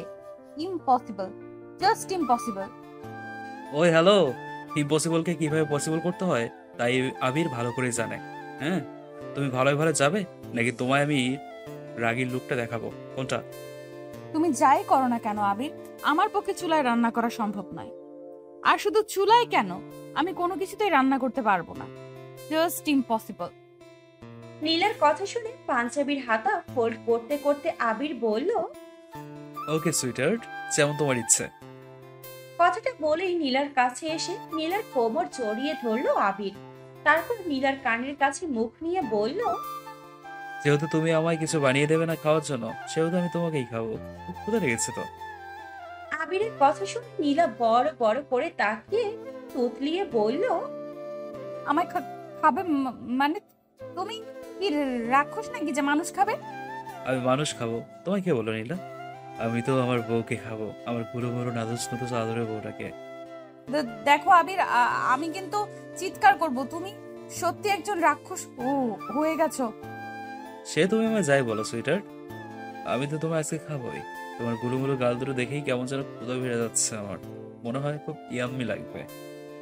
আবিরের কথা শুনে এবার ভয়ে গলা শুকিয়ে গেল নীলার। তারপর আবির কেমন করে তাকিয়ে নীলার গালের দিকে এগিয়ে আসছে, এটা দেখেই নীলা একটা চিৎকার দিল। আমি রান্না করব আবির, তুমি যা বলবে আমি তাই করব, প্লিজ আমায় খেও না। চোখ বন্ধ করে কথাগুলো বলল নীলা। আবির নীলার অবস্থা দেখে মুচকি হাসলো। তারপর নীলার গালে একটা চুমু এঁকে দিয়ে বলল, পাগলির চোখ হলো, আর তাড়াতাড়ি আমাকে কিছুটা বানিয়ে দাও, খাবো, ভীষণ ক্ষুধা লাগছে। বিরিয়ানি এনেছিলাম দুজনে খাবো বলে, কিন্তু একটা রাক্ষসী একাই সব খেয়ে নিয়েছে। এই নিরীহ ছেলেটা কি খাবে একবারও ভাবেনি রাক্ষসীটা। গত 1 ঘন্টা যাবৎ ময়দা মাখার চেষ্টা করছে নীলা। নীলার সারা মুখে হাতে গলায় ময়দা ছড়াছড়ি। আবির পাশে চুপ করে বসে থেকে মুখ টিপে হাসছে। 1 কিলো ময়দার মাঝে 1 জগ পানি ঢেলে দিয়ে ময়দাটাকে সাদা পানি বানিয়ে ফেলেছে নীলা। এখন কি করবে সেটা বুঝতে না পেরে মাথায় হাত দিয়ে বসে আছে নীলা। হঠাৎ কানে কারো হাসির শব্দ যেতেই আবিরের দিকে অগ্নি দৃষ্টিতে তাকালো নীলা। নীলা তাকাতেই আবির আর নিজের হাসিটাকে আটকে রাখতে পারলো না। এসে উঠানে চলে গেল আবির। ও নীলা, তুমি কি সুইট লাগছে দেখতে, একদম তেঁতুল গাছের পেতনির মতন। তোমাকে দেখে তো আমার হাসি থামছেই না। কি? তুমি আমায় কি বললে আবির? আমি তেঁতুল গাছের পেতনি? আমি তেঁতুল গাছের পেতনি বলে তুমি গাব গাছের ব্রহ্মদৈত্য। তা তো দেখায় বোঝাই যাচ্ছে। কে কি, নিজেকে একবার আয়নায় দেখে আসো, তাহলে বুঝবে। আবিরের কথা শুনে রাগে ফোঁস ফোঁস করতে করতে রুমে গিয়ে আয়নার সামনে দাঁড়ালো নীলা। নিজেকে দেখে যেন নিজেই চিনতে পারছে না ও। একদম সাদা পেতনির মতো লাগছে ওকে। ময়দার কারণে রাগে আগুন হয়ে শাড়ির আঁচলটা কোমরে গোজে বাইরে এলো নীলা। আবির এখনো হেসেই চলেছে আগের মতো করে। নীলা এসে কোনো কথা না বলে ময়দাগুলো রাখা বাসনটা নিয়ে ডাইরেক্ট ছুঁড়ে মারলো আবিরের উপর। আবিরের ময়দা মাখা পানি দিয়ে মাখামাখি হয়ে গেল সারা শরীর। সাথে করে আবিরের হাসিটাও থেমে গেল। কিন্তু নীলা নীলা আবিরের অবস্থা দেখে এবার হাসিতে গড়াগড়ি খেতে লাগলো। হাসি যেন থামছেই না নীলার। হাসতে হাসতে আবিরের সামনে এসে দাঁড়ালো নীলা। হাসো হাসো, এখন হাসো। আমাকে তেঁতুল গাছের পেতনি বলেছিলে না? এখন নিজেকে দেখো কেমন লাগছে। নীলার কথা শুনে আর হাসি দেখে আবির এক ঝটকায় নীলাকে নিজের বুকে নিয়ে নিল। আবির শরীরের ময়দা মাখা নীলার শরীরের সাথেও লেগে গেল। সাথে করে নীলার হাসিও থেমে গেল। কি হলো সুইটার, হাসি থামালে কেন? হাসো, বেশি করে হাসো। তোমাকে দিয়ে যেহেতু কোনো কাজই হবে না, তুমি একটা অকর্মা ঢেকে, তখন তোমার কাছ থেকে খাবার পাওয়ার আশা করাটাই বৃথা। কোথায় ইচ্ছে তো করছে তোমাকেই চিবিয়ে খেয়ে ফেলে। তুমি আমায় কি বললে আবির? আমি অকর্মার ঢেকি? আমাকে খেয়ে ফেলতে ইচ্ছে করছে তোমার? তো এতই যখন অপছন্দ করো আমায় তুমি, তাহলে আমায় এখানে জোর করে ধরে রেখেছো কেন? মুক্তি দাও আমায়। তোমাকে জাস্ট আমার অসহ্য লাগে আবির, অসহ্য। নীলার মুখে কথাগুলো শুনতেই নীলাকে ছেড়ে নীলার গালে সজোরে একটা থাপ্পড় মেরে দিল আবির। তারপর নীলার গাল শক্ত করে চেপে ধরে বলল, হ্যাঁ, ঠিক ভেবেছিস তুই নীলা। আমি তোকে অপছন্দ করি, ভালোবাসি না। আমি তোকে তোকে আমি শুধুই ঘৃণা করি নীলা, শুধুই ঘৃণা করি তোকে আমি। কিন্তু তবুও তোকে আমি আটকে রেখেছি কেন জানিস? হ্যাঁ, কারণ আমার জীবনের সুখগুলো যেভাবে কেড়ে নিয়েছিস তুই, ঠিক সেভাবেই তোর জীবনটা বিষিয়ে তুলবো আমি। তুই আমার জীবনের সবকিছু কেড়ে নিয়েছিস, আমিও কেড়ে নিয়েছি তোর স্বাধীনতা। কথাগুলো বলেই নীলাকে হালকা ধাক্কা দিয়ে ছেড়ে দিয়ে হর্ন হরিয়ে ওয়াশরুমে চলে গেল আবির। নীলা চুপ করে দাঁড়িয়ে আবিরের যাওয়ার দিকে তাকিয়ে রইল। আমি তোমায় ভালোবাসি নীলা, খুব বেশি ভালোবাসি আমি তোমায়। কিন্তু একই সাথে আমি তোমাকে ঘৃণা করি।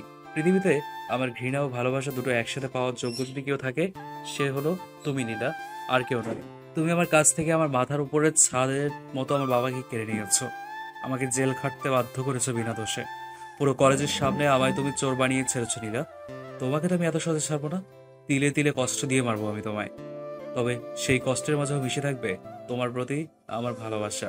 তোমাকে আমি ভালো ও সঠিক পথে আনবোই আনবো। ওয়াশরুম শাওয়ারের নিচে দাঁড়িয়ে কথাগুলো ভাবছিল আবির, আর নীরবে চোখের জল ফেলছিল। একটু পর ওয়াশরুম থেকে বের হতেই নীলা আবিরকে এক নজর দেখার সাথে সাথে জোরে একটা চিৎকার দিয়ে নিজের মুখ ঢেকে অন্যদিকে ঘুরে দাঁড়ালো। কিছু দেখিনি। এই মেয়ে, এমন ষাঁড়ের মতো চিৎকার করছো কেন? আর কি দেখোনি তুমি? ছেলে মানুষ তুমি আবির? একটি মেয়ের সামনে শুধু তোয়ালে পরে বাইরে আসতে লজ্জা করে না তোমার? ছি ছি, আমি কিছু দেখিনি। ও বাবা, তোমার আবার লজ্জা আছে নীলা? তুমি যে লজ্জায় মুখ ঢেকে অন্যদিকে ঘুরে দাঁড়িয়ে আছো, যে মেয়ে কিনা বান্ধবীদের সাথে বাজি ধরে একটি সাধারণ ছেলের সাথে প্রেমের নাটক করে তার জীবন নষ্ট করতে পারে, তারও আবার লজ্জা থাকে? হ্যাঁ, সত্যি সত্যি আবার হাসালে তুমি। কথাগুলো কঠিন গলায় পড়ে নীলাকে পাশ কাটিয়ে চলে গেল আবির।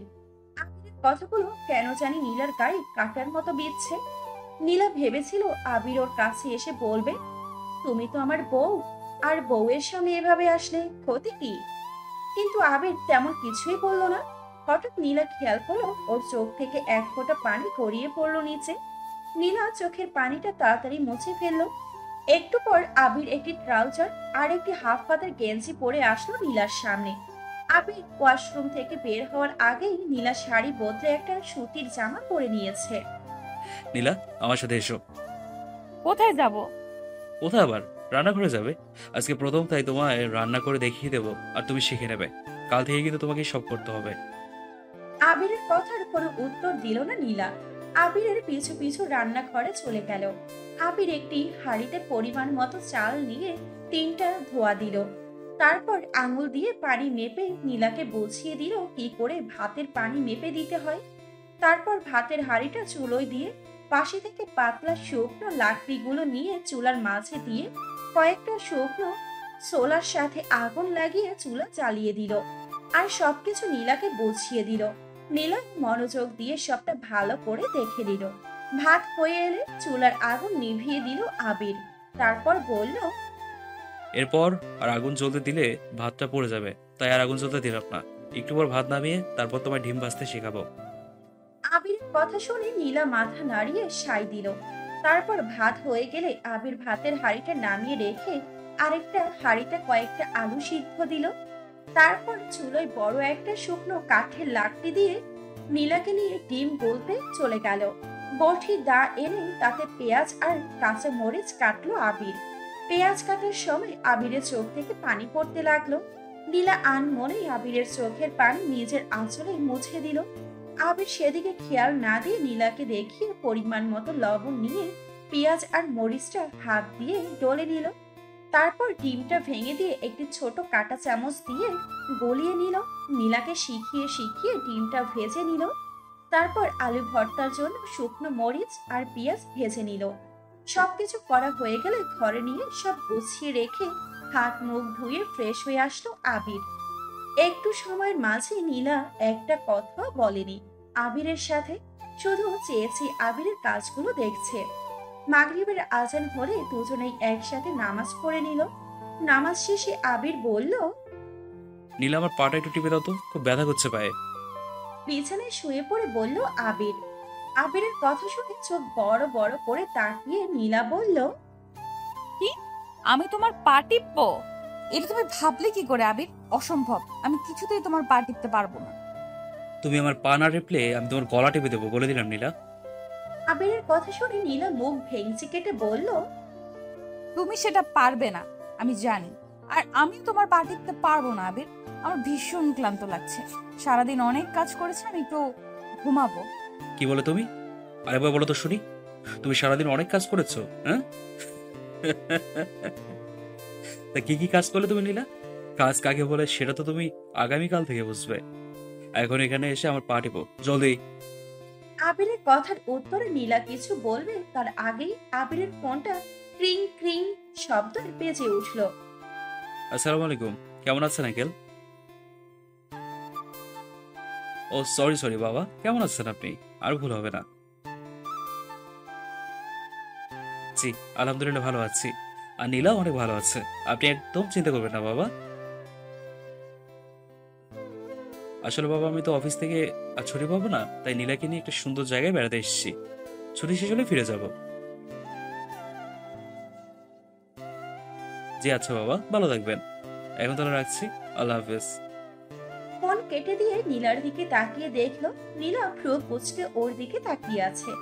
এটা দেখেই আবির বাঁকা হেসে বলল, ব্রুকুসকে তাকিয়ে থেকে কোনো লাভ নেই নীলা।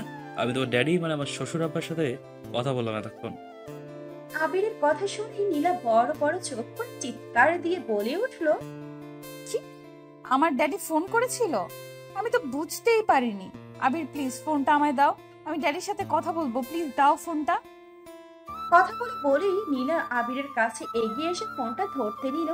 সাথে সাথে আবির ফোনটাকে দূরে সরিয়ে ফেললো আর নীলা আবিরের বুকের ওপর পড়ে গেল। আবির নীলার কোমর জড়িয়ে ধরে বলল, ও সুইটহার্ট, এমন হুটহাট আমার বুকের মাঝে এসে আমার জড়িয়ে ধরতে তোমার খুব ভালো লাগে বুঝি, হ্যাঁ? কিন্তু একটু বলে করে তো আসবে। এভাবে বুকের উপর আশ্রয় পড়লো তো তোমার ভারে আমার বুকের হাড়গুলো সব ভেঙে যাবে বলো। আবিরের কথা শুনে নিজেকে আবিরের থেকে ছাড়িয়ে নেওয়ার বৃথা চেষ্টা করতে লাগলো নীলা আর বলল, একদম ফালতু কথা বলবে না আবির। আমি তোমার ফোনটা নিতে গিয়েছিলাম তোমায় জড়িয়ে ধরতে নয়, বরং তুমি আমায় ধরে আছো। আর আমি মোটেও ভারী নই, একদম স্লিম। হ্যাঁ, সে তো দেখতেই পাচ্ছি। তুমি তো এখনো আমার জাপটে ধরে আছো। ইস, লজ্জা বলতে কোনো জিনিসই নেই তোমার মাঝে। অবশ্য থাকবেই বা কি করে? তুমি তো বড় লোকের দেমাগি মেয়ে হয়ে টাকার গরমে মানুষকে মানুষই বলে মনে করো না, আর অহংকারের আগুনে নিজের লজ্জা শরমকেও পুড়িয়ে ফেলেছো। তোমার মতো মেয়েকে ভালোবাসা যায় না, শুধু ঘৃণা করা যায় নীলা, শুধু ঘৃণা। কথাগুলো বলেই নীলাকে ছেড়ে দিল আবির। আবিরের কথা শুনে নীলা একদম স্তব্ধ হয়ে গেল। আবিরের প্রতিটি কথা যেন সূচের মতো বিঁধছে নীলার গায়ে। নীলা ভুলে গেল ওর ড্যাডের ফোনের কথা। নীলাকে কথাগুলো বলেই আবির বাইরে চলে গেল। তারপর খোলা উঠানে দাঁড়িয়ে আকাশের দিকে তাকিয়ে একটা দীর্ঘশ্বাস ছেড়ে মনে মনে বলল, কেন নীলা, কেন? কেন যতবারই আমি তোমায় ভালোবাসতে চাই ততবারই তুমি তোমার আচরণে আমায় পুরনো স্মৃতিগুলো মনে করিয়ে দাও? হ্যাঁ, তোমার প্রতি ঘৃণা তৈরি হয় তখন আমার মনে। আমি আর সহ্য করতে পারি না তোমায়। তুমি যে আমার জীবন থেকে সবকিছু কেড়ে নিয়েছো নীলা, সবকিছু, এভরিথিং। কথাগুলো ভাবতেই দু ফোঁটা পানি গড়িয়ে পড়ল আবিরের চোখ থেকে। সকাল 9টা। সামনে এক বালতি কাপড় চোপড় নিয়ে মাথায় হাত দিয়ে বসে আছে নীলা। সকালে আবির ওকে ঘুম থেকে টেনে তোলার পর 1 মিনিটের জন্য শান্তিতে থাকতে দেয়নি। একটা না একটা কাজ করিয়েই চলেছে একাধারে। সকালে নীলা ভাত, বেগুন ভর্তা আর ডিম ভাজি করেছে। যদিও এগুলো করতে আবির ওকে হাতে হাতে শিখিয়ে পড়িয়েছে, তবুও হাতে বেশ কয়েক জায়গায় পুড়ে গেছে নীলার। তারপর সকালের খাওয়া দাওয়া শেষ হতেই অনেকগুলো কাপড় চোপড় এনে ভিজিয়ে দিয়েছে আবির, আর বলেছে 30 মিনিটের মাঝে সব কাপড় কেচে শুকাতে দিতে। নীলা কখনো এসব কাজ করেনি। এতটুকু কাজ করাতেই যেন জান বেরিয়ে যাচ্ছে ওর। আবিরকে কিছু বলারও সাহস পাচ্ছে না। এতটুকুতেই আবির লাঠি হাতে এগিয়ে আসে নীলাকে মারার জন্য। তাই কোনো উপায় না পেয়ে মুখ বুজে সব কাজ করে নিচ্ছে নীলা। নীলা দু পা দুদিকে দিয়ে এমন ভাবে কাপড় কাটছে যেন কাপড়গুলো ব্যথা পাবে। তখনই আবির লাঠি হাতে নীলার সামনে এসে দাঁড়ালো। বলছি যে রাজার দিদি কি কাপড় কাচ্ছো, নাকি কাপড় নিয়ে খেলা করছো? কোনটা? জোরে জোরে কাপড় কাচ্ছো, আমি যেন বারান্দা থেকে শব্দ পাই। আবিরের কথা শুনে হাতের ভেজা কাপড়টা ছুঁড়ে দূরে ফেলে দিয়ে নীলা বলল, পারবো না আমি কাপড় কাচতে। তুই কি পেয়েছিস কি আমায়? আমি তোর ঘরের চাকরানি যে তোর সব কথা শুনতে হবে আমায়? আমায় ফোন দে, আমি এক্ষুনি ড্যাডিকে ফোন করে সব বলে দেবো, পুলিশে দেবো তোকে আমি। তুই আমাকে এই নীলাকে নিজের চাকরানি করে রেখেছিস, এর প্রতিশোধ তোর জন্য খুব ভয়ানক হবে আবির, খুব ভয়ানক। আমাকে কেন এত কষ্ট দিচ্ছিস তুই আবির, কেন? তোর সব কিছু কেড়ে নিবো আমি, সব। কথাগুলো বলার সময় রাগে থর থর করে কাঁপছিল নীলা। আবির নীলার কথাগুলো শুনে নীলার হাত ধরে টেনে বাথরুম থেকে বাইরে নিয়ে আসলো। তারপর নীলার গালে সজোরে একটা থাপ্পড় বসিয়ে দিল আবির। আবিরের থাপ্পড় খেয়ে মাটিতে মুখ থুবড়ে পড়ল নীলা। আবির দৌড়ে গিয়ে নীলার হাত ধরে টেনে তুলে দাঁতে দাঁত চেপে বলল, কিসের ভয় দেখাস নীলা তুই আমায়? কিসের ভয়? কি শাস্তি দিবি আমায় তুই? কি বাকি রেখেছিস আর? জানতে চাস? জানতে চাস তোকে কেন এমন করে কষ্ট দিচ্ছি আমি? হ্যাঁ, এটাকে কোনো কষ্ট বলে না নীলা, বরং তোকে আমি গরিবের সংসার কি করে করতে হয় সেটা শেখাচ্ছি মাত্র। কিন্তু তুই কি জানিস, তুই বিনা দোষে আমার কত বড় ক্ষতি করেছিস? আমার জীবন থেকে সব সুখ, হাসি, খুশি সব কেড়ে নিয়েছিস তুই, সব। শুধু তুই নীলা, শুধু তুই। তুই যখন আমার জীবনে মিথ্যে ভালোবাসা নিয়ে এসেছিলি, তখন তোকে আমার জন্য আল্লাহর আশীর্বাদ ভেবেছিলাম, কিন্তু আমি ভুলছিলাম, চরম আকারে ভুলছিলাম আমি। কারণ তুই আমার জীবনে আশীর্বাদ নয়, তুই আমার জীবনে অভিশাপ হয়ে এসেছিলি নীলা, অভিশাপ। কথাগুলো এক নিঃশ্বাসে বলে নীলাকে ধাক্কা দিয়ে সরিয়ে দিল আবির। তারপর কয়েক ফোঁটা চোখের পানি ফেললো অঝরে। নীলা হা করে তাকিয়ে আছে আবিরের দিকে। কেন জানি না নীলা কিছুই বলতে চেয়েও বলতে পারছে না। আবির আবারও নীলার কাছে এগিয়ে গিয়ে নীলার হাত ধরে টানতে টানতে ঘরে নিয়ে গেল।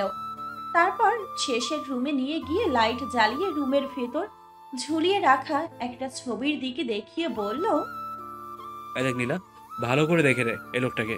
জানিস এই লোকটাকে? হ্যাঁ, ইনি আমার বাবা। ইনি আমার বাবা নীলা, ইনি আমার বাবা। এই লোকটা হলো সেই যাকে ঘিরে ছিল আমার পুরো পৃথিবী। এই লোকটা নিজের সব সুখ ত্যাগ করে শুধুমাত্র আমার জন্য দিনরাত পরিশ্রম করে আমায় পড়াশোনার জন্য ঢাকা পাঠিয়েছিল। ছোটবেলায় মা মারা যাওয়া সত্ত্বেও কখনো বিয়ে করেননি উনি, শুধুমাত্র আমার কষ্ট হবে বলে। আমার মা বাবার সব কিছু ছিলেন উনি। চোখে হাজারো স্বপ্ন নিয়ে আমায় ঢাকায় পাঠিয়েছিলেন উনি, কিন্তু শুধুমাত্র শুধুমাত্র তোর কারণে নীলা, তোর কারণে আমি তার স্বপ্ন ভেঙে দিয়েছি সারা জীবনের মতো। হারিয়ে ফেলেছি আমি তাকে। আমার ছেড়ে আমার উপর অভিমান করে সে চলে গেছে না ফেরার দেশে। সেদিন তুই যদি আমায় মিথ্যে অপবাদ দিয়ে পুলিশে না দিতি, তাহলে আমার বাবা আজকে আমার কাছে থাকতো, আমার সাথে থাকতো। তোর মিথ্যে ভালোবাসার কারণে, মিথ্যে অপবাদের কারণে তিনি হার্ট অ্যাটাক করে আমার ছেলে চিরতরে চলে গেছে। নীলা, আমি কি করে মাফ করবো তোকে? হ্যাঁ, কি করে নীলা, কি করে? কথাগুলো বলেই নীলাকে ধাক্কা দিয়ে নিচে ফেলে দিয়ে রুম থেকে কাঁদতে কাঁদতে বেরিয়ে যায় আবির। নীলাও নিজের ভুলগুলো বুঝতে পেরে ফ্লোরে বসে কাঁদতে থাকে। ফ্লোরে বসে থেকে বেশ কিছুক্ষণ কান্না করার পর বাইরে বেরিয়ে আসে নীলা। তারপর আবিরকে সব জায়গায় খুঁজতে থাকে, কিন্তু আবির বাসায় কোথাও নেই। নীলা বুঝতে পারে হয়তো আবির রাগের কারণে গেট লাগিয়ে দিয়ে বাইরে চলে গেছে। তাই নীলা গিয়ে বারান্দায় রাখা চেয়ারে বসে পড়ে। বেশ কিছুক্ষণ বারান্দায় বসে থাকার পর হঠাৎ মুষলধারায় বৃষ্টি শুরু হয়। নীলা বৃষ্টি দেখে নিজেকে সামলে রাখতে পারে না। উঠোনে নেমে ইচ্ছে মতো বৃষ্টিতে ভেজে নীলা। এভাবেই কেটে যায় প্রায় 2 ঘন্টা। এর মাঝে আবির চলে আসে বাড়িতে। গেট খুলে বাসার মধ্যে ঢুকতেই দেখতে পায় নিচে ভেজা শরীরে পড়ে আছে নীলা। নীলাকে নিচে পড়ে থাকতে দেখে ভয় পেয়ে যায় আবির। দৌড়ে নীলার কাছে গিয়ে নীলাকে ডাকতে শুরু করে। নীলা, হ্যাঁ নীলা, কি হয়েছে তোমার? তুমি এভাবে মাটিতে পড়ে আছো কেন নীলা? আবিরের কথার কোনো উত্তর দেয় না নীলা, বরং সেইভাবে পড়ে থাকে নিচে। আবির আর দেরি না করে নীলাকে কোলে তুলে নেয়। তারপর দ্রুত ওয়াশরুমে নিয়ে যায়। নীলাকে কোলে নিয়ে আবির বুঝতে পারে নীলার প্রচুর ঠান্ডা লাগছে। নীলা থর থর করে কাঁপছে ঠান্ডায়। এখন যে করেই হোক নীলার কাপড় পাল্টে দিতে হবে। কোনো উপায় না পেয়ে আবির বাধ্য হয়ে নিজেই নীলার কাপড় চেঞ্জ করে দেয়। তারপর নীলাকে নিয়ে শুয়ে দেয় বিছানায়। নীলাকে বিছানায় শুয়ে দিয়ে আবির চলে যায় ডাক্তার ডেকে আনতে, কারণ এখন ডাক্তার না দেখালে নীলার অবস্থা আরো খারাপ হতে পারে। নীলা এমনিতেই ঠান্ডায় থর থর করে কাঁপছে। এদিকে প্রায় দুপুর গড়িয়ে বিকেল হয়ে গেছে। চারিদিকে কিছুক্ষণের মাঝেই ডাক্তার সুমনকে নিয়ে ফিরে আসে আবির। তারপর নীলাকে ডাক্তার সুমন দেখতে শুরু করে। বেশ কিছুক্ষণ চেক আপ করার পর ডাক্তার সুমন জানায় নীলার অবস্থা খুব খারাপ, ওর ঠান্ডায় অ্যালার্জি আছে। এভাবে বৃষ্টিতে ভেজা উচিত হয়নি নীলার। ডাক্তার সুমনের কথা শুনে ভয় পেয়ে যায় আবির। আবির উত্তেজিত কণ্ঠে সুমনকে বলে, সুমন, সুমন, যে করে হোক তুমি আমার নীলাকে সুস্থ করে দাও। ও যেন কোনো কিছু না হয়। ওর কিছু হলে আমি বাঁচতে পারবো না। সুমন, তুমি ওকে সুস্থ করে দাও, যত টাকা লাগে যা করতে হয় করো, কিন্তু আমার নীলাকে তুমি সুস্থ করে দাও। আবির কেমন উত্তেজিত হতে দেখে ডাক্তার সুমন বলে, তুমি এত উত্তেজিত হয়েও না আবির, আমি ওকে সুস্থ হয়ে ওঠার জন্য ইনজেকশন দিয়ে দিয়েছি, কিন্তু ওর এখন তোমাকে দরকার। ডাক্তার সুমনের কথা শুনে অবাক হয়ে আবির বলল, আমাকে দরকার মানে? তুমি কি বলতে চাইছো সুমন? আমি তো তোমার কোনো কথাই বুঝতে পারছি না, কোনো কিছু বুঝতে পারছি না। এখন আমি ওকে কি করে ভালো করতে পারি? তুমি ডাক্তার, তুমি তো ওকে ভালো করতে পারো। আমি তো ডাক্তার নই সুমন। আবিরের কথা শুনে সুমন মুচকি হেসে বলল, তুমি যেটা করতে পারবে সেটাই এখন ওর সবচাইতে বেশি দরকার আবির। তুমি ওর স্বামী, এখন ওর স্বামীকে দরকার। তোমার শরীরের উষ্ণতা দরকার তোমার স্ত্রীর, কারণ ওর শরীর এখন প্রচন্ড ঠান্ডা। তোমার শরীরের উষ্ণতা এখন ওর জন্য প্রয়োজন। তুমি হয়তো বুঝতে পেরেছো আবির আমি কি বলতে চাইছি। ডাক্তার সুমনের কথার উত্তরে আবির কি বলবে কিছুই বুঝতে পারছে না। আবির মনে মনে চিন্তা করছে এখন কি করবে ও, কিভাবে নীলার সাথে নীলার অনুমতি ছাড়া এরকমটা করবে আবির। কিন্তু নীলাকে ভালো করতে হলে আর কোনো উপায় নেই। ডাক্তার সুমন নিজের জিনিসপত্র গুছিয়ে নিয়ে চলে গেল। আবির চিন্তায় পড়ে গেল এখনো কি করবে। নীলার পাশে বসে আছে আবির, মাথায় তার হাজারো চিন্তা। কি করে কি করবে কিছুই বুঝতে পারছে না আবির। এদিকে নীলা ঠান্ডায় থরথর করে কেঁপেই চলেছে কখন থেকে। শেষে কোনো উপায় না দেখে আবির বাধ্য হয়েই নীলার পাশে নীলাকে জড়িয়ে ধরে শুয়ে পড়ল। রাত 10টা।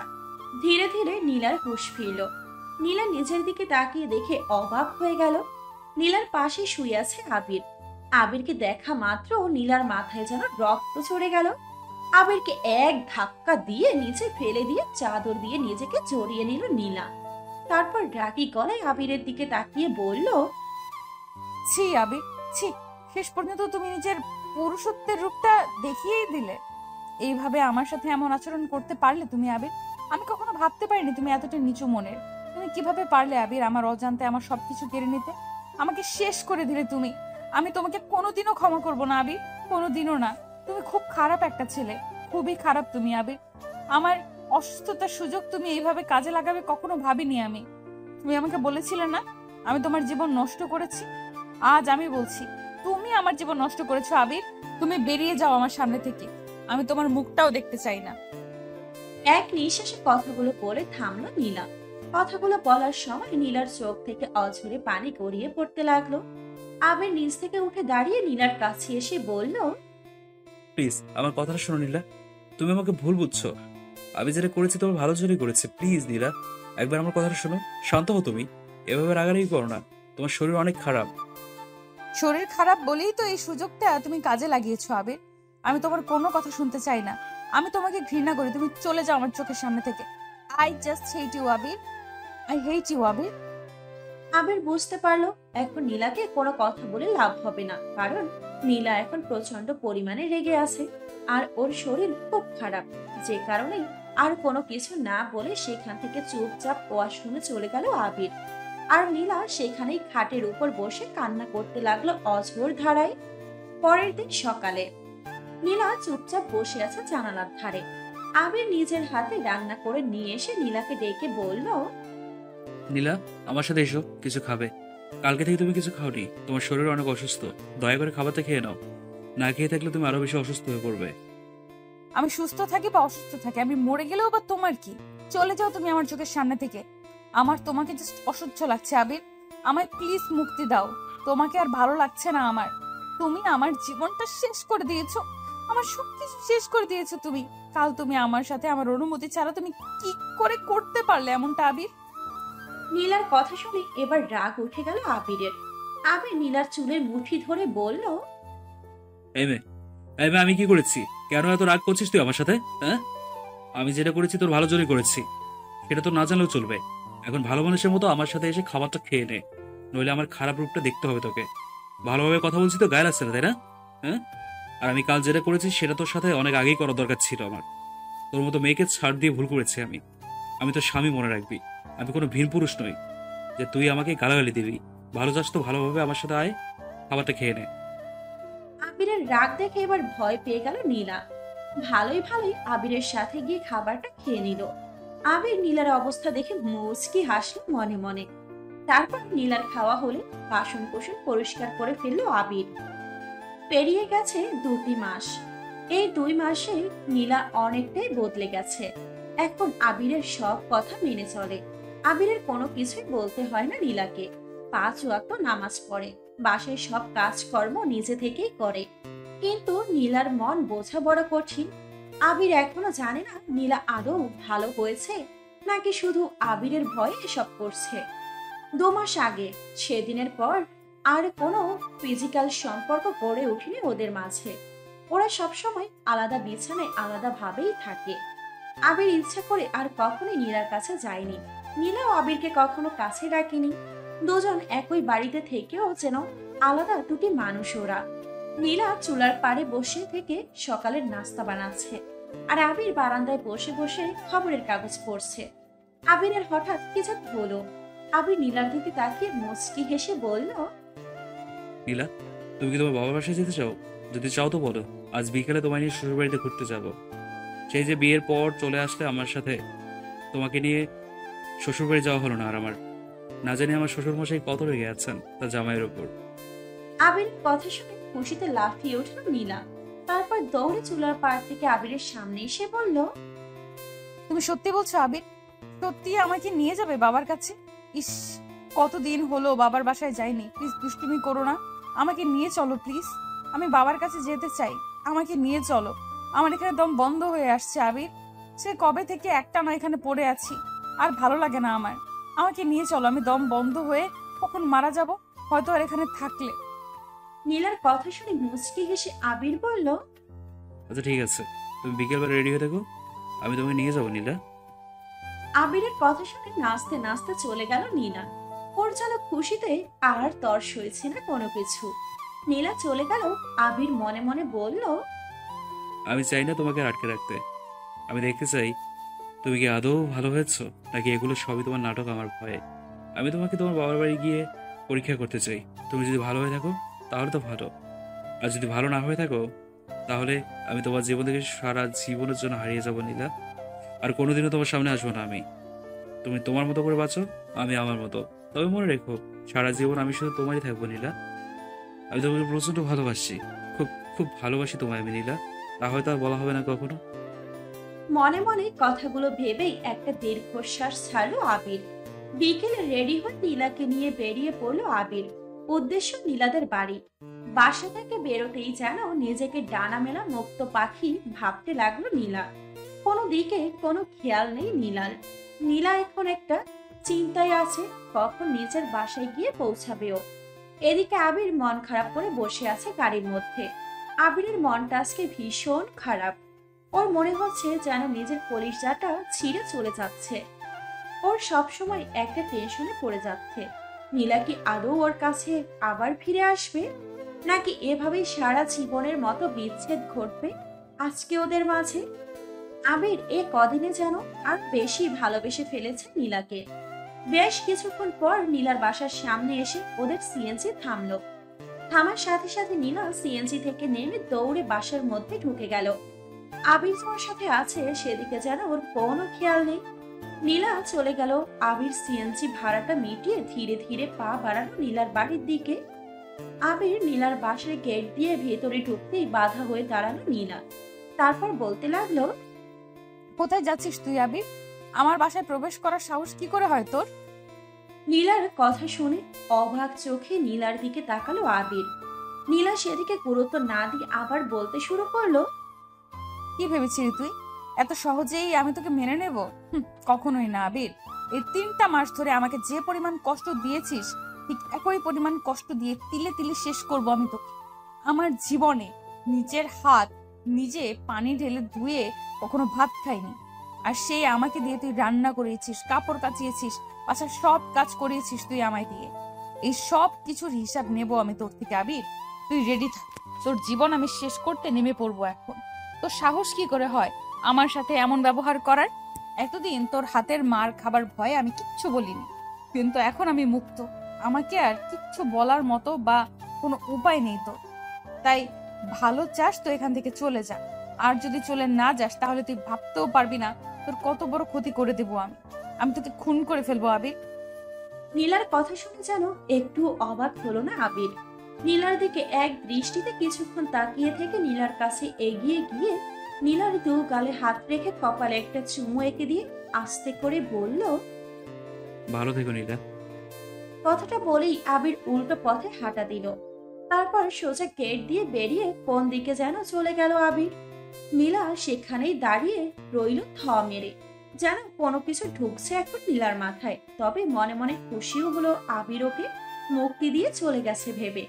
তারপর আর এক মুহূর্ত দেরি না করে নীলা বাসার মধ্যে ঢুকে গেল। বাসার ভেতরে ঢুকতে নীলা দেখতে পেল ওর ড্যাডি কি যেন দেখছেন খুব মনোযোগ দিয়ে সোফায় বসে। নীলা ড্যাডি বলে চিৎকার দিয়ে দৌড়ে গিয়ে ওর ড্যাডিকে জড়িয়ে ধরলো। তারপর চিৎকার করে কান্না করে বলল, কেমন আছো তুমি ড্যাডি? আমার কথা কি ভুলে গেছো তুমি? একবারও আমার কথা মনে পড়েনি তোমার? নীলার কথা শুনে নীলাকে নিজের থেকে ছাড়িয়ে দিয়ে দরজার দিকে তাকিয়ে নীলার ড্যাডি বলল, কি ব্যাপার নীলা, তুমি একা এসেছো? আবির কোথায়? ওকে দেখছি না যে। ড্যাডির কথা শুনে অবাক হলো নীলা। তারপর ড্যাডির দিকে অবাক চোখে তাকিয়ে নীলা বলল, ড্যাডি আমি তোমার সামনে দাঁড়িয়ে আছি, অথচ তুমি আমাকে ছেড়ে ওই আবিরের কথা বলছো। আমি যে কাঁদছি এইদিকে তোমার কোনো খেয়াল নেই। তুমি এতটাই পর করে দিয়েছো আমায় ড্যাডি। বিয়ে হয়েছে বলে কি আমি তোমার আর কিচ্ছু হই না? পর হয়ে গেছি আমি। আমি কি তোমায় সেটা বলেছি নীলা? আমি বলছি আবির কোথায়। তোমাদের দুজনের তো একসাথে আসার কথা ছিল, তাহলে তুমি একা এলে যে? আবির এলো না কেন?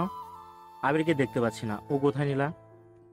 আবির আবির আবির কি বলছো কি তুমি ড্যাডি? আমি আসার পর থেকে তুমি আমায় ফেলে তখন থেকে আবির আবির করে যাচ্ছ। আমি কি তোমার এতটাই পর হয়ে গেছি যে তুমি আমাকে এতটা দূরে ঠেলে দিচ্ছ ড্যাডি? তুমি জানো ওই আবির নামের শয়তান ছেলেটা আমার সাথে কি করেছে? ও আমার সাথে মিথ্যা বলে আমাকে বিয়ে করেছে। ও একটা ফকিরের ঘরের ফকির। ওর বাবা একজন রিক্সা চালক ছিল। ও কোনো বড়লোক নয়। অথচ তোমার কাছে বড়লোক সেজে আমায় বিয়ে করেছে ও। ওই আবির একটা ঠকবাজ শয়তান ছেলে ড্যাডি। ও আমায় ঠকিয়ে বিয়ে করেছে, তারপর আমাকে গ্রামের বাড়িতে নিয়ে গিয়ে চাকরের মতো খাটিয়েছে এই 3টা মাস। জানো ড্যাডি, আমাকে দিয়ে বাড়ির সব কাজ করিয়েছে ওই আবির। ওকে আমি জেলের ভাত খাওয়াবো, খুন করে ফেলবো ওকে আমি। কথাগুলো বলার সাথে সাথে নীলার গালে ঠাস করে একটা থাপ্পড় মেরে দিল ওর ড্যাডি। থাপ্পড় খেয়ে নিচে ফ্লোরে পড়ে গেল নীলা। তারপর গালে হাত দিয়ে ওর ড্যাডির দিকে অবাক চোখে তাকিয়ে বলল, তুমি আমাকে মারলে ড্যাডি? হ্যাঁ, আমি তোমায় মারলাম নীলা, কারণ এই মারটা আমার অনেক আগে তোমাকে মারা উচিত ছিল, কিন্তু আমি সেটা করতে পারিনি। সেটা তোমায় আবির করে দেখিয়েছে। তুমি যে কতটা নিচে নেমে গেছো তুমি সেটা নিজেও জানো না নীলা। তোমাকে ঠিক করার জন্য আবিরই যথেষ্ট। তুমি এসব কি বলছো ড্যাডি? তুমি কিভাবে আবিরের হয়ে কথা বলছো? এত কিছু জানার পরও, যে তোমার মেয়েকে অনেক জ্বালিয়েছে, কষ্ট দিয়েছে, তারপরও তুমি সেই আবিরের জন্য এইভাবে আমাকে মারলে কেন ড্যাডি? কেন? আমার চাইতে ওই আবিরই কি তোমার কাছে বেশি বড় হয়ে গেল? আমি কি তোমার কিছুই নই ড্যাডি? নীলার কথা শুনে ওর ড্যাডি অন্যদিকে ঘুরে দাঁড়িয়ে বলল, হ্যাঁ, তুমি ঠিক ধরেছো নীলা। তোমার চাইতে ওই আবির আমার কাছে অনেক বড়। কেন জানো? ওই আবিরের আজকে এত গরিব হওয়ার জন্য শুধুমাত্র আমি দায়ী, আর ওর বাবার মৃত্যুর জন্য তুমি দায়ী নীলা। ঠিক তেমনি আবির এত কষ্টের কারণ তুমি, আমরা দুজনেই। ড্যাডির কথা শুনে ফ্লোর থেকে উঠে দাঁড়ালো নীলা। তারপর অবাক হয়ে ওর ড্যাডির দিকে তাকিয়ে বলল, এসব তুমি কি বলছো? আমি তো তোমার কথা কিছুই বুঝতে পারছি না ড্যাডি। কি সব কথা বলছো তুমি ড্যাডি? আবিরের গরিব হওয়ার জন্য তুমি কেন দায়ী হতে যাবে? মানলাম ওর বাবার মৃত্যুর জন্য হয়তো ভুল করে হলেও আমি দায়ী, কিন্তু তুমি কেন ওর গরিব হবার পেছনের কারণ হতে যাবে? নীলার কথা শুনে টেবিলের উপরে রাখা ছবির ফ্রেমগুলো নিয়ে নীলার সামনে ধরলো নীলার ড্যাডি। তারপর বলল, এই দেখো নীলা, এখানে ছবিগুলোকে চিনতে পারছো? বলো তো এরা কারা? দেখি বলতে পারো কিনা এখানে কে কে আছে? এইখানে তো এটা তুমি আর এটা আম্মু। পাশের লোকটা কে ড্যাডি? মনে হচ্ছে কোথায় যেন দেখেছি লোকটাকে, কিন্তু ঠিক মনে করতে পারছি না কোথায় দেখেছি। পাশের ওই লোকটা তোমার মামা আর আবিরের আব্বু নীলা, মানে তোমার শ্বশুর মশাই, যার মৃত্যুর কারণ তুমি নিজে। ড্যাডির কথা শুনে অবাক হয়ে নীলা বলল, এ তুমি কি বলছো ড্যাডি? এটা আমার মামা আর আবিরের আব্বু হয় কি করে? আমি তো তোমার কথা কিছুই বুঝতে পারছি না ড্যাডি। হ্যাঁ নীলা, এটাই সত্যি। এটা তোমার মামা আর আবিরের আব্বু। আবির তোমার আপন মামাতো ভাই। কিন্তু এটা কি করে সম্ভব ড্যাডি? আমি তো কখনোই মামার ব্যাপারে তোমাদের কাছে কিচ্ছু শুনিনি। তবে হ্যাঁ, ছোটবেলায় আম্মুকে কান্না করতে দেখতাম মামার জন্য, কিন্তু কখনোই কিছু বুঝতাম না। তোমাকেও দেখতাম আম্মুকে বোঝাতে নানা রকম কথা বলে, কিন্তু কখনোই তো বলনি যে আমার মামা একজন রিক্সা চালক। তোমার মামা কোনো রিক্সা চালক নয় নীলা, বরং সে ছিল ঢাকার সবচেয়ে বড় বিজনেসম্যান, এর একমাত্র বড় ছেলে। কিন্তু একমাত্র তোমার আম্মু আর আমার জন্য তাকে একজন রিক্সা চালকে পরিণত হয়েছিল। আত্মীয় স্বজন, বাড়ি গাড়ি সবকিছু ছেড়ে তাকে চলে যেতে হয়েছিল এই ছোট্ট গ্রামের করে করে। সেখান থেকে সারাদিন রিক্সা চালিয়ে নিজের পরিবার চালাতে হতো তাকে। কিন্তু তোমাদের মাঝে এমন কি হয়েছিল ড্যাডি, যার কারণে মামা গ্রামের ওখানে চলে গিয়ে রিক্সা চালাতে হলো? সে শহরে ফিরে কেন আসেনি? এত বড় বাড়ি থাকতে সে কেন চলে গেল গ্রামে? কি এমন হয়েছিল যার জন্য তোমরা নিজেদের দায়ী করছো? আমি জানতে চাই ড্যাডি, সবকিছু জানতে চাই আমি। নীলার কথা শুনে নীলার ড্যাডি কিছুক্ষণ চুপ থেকে বলতে শুরু করলো, তাহলে শোনো নীলা, আজ থেকে 20 বছর আগের কথা।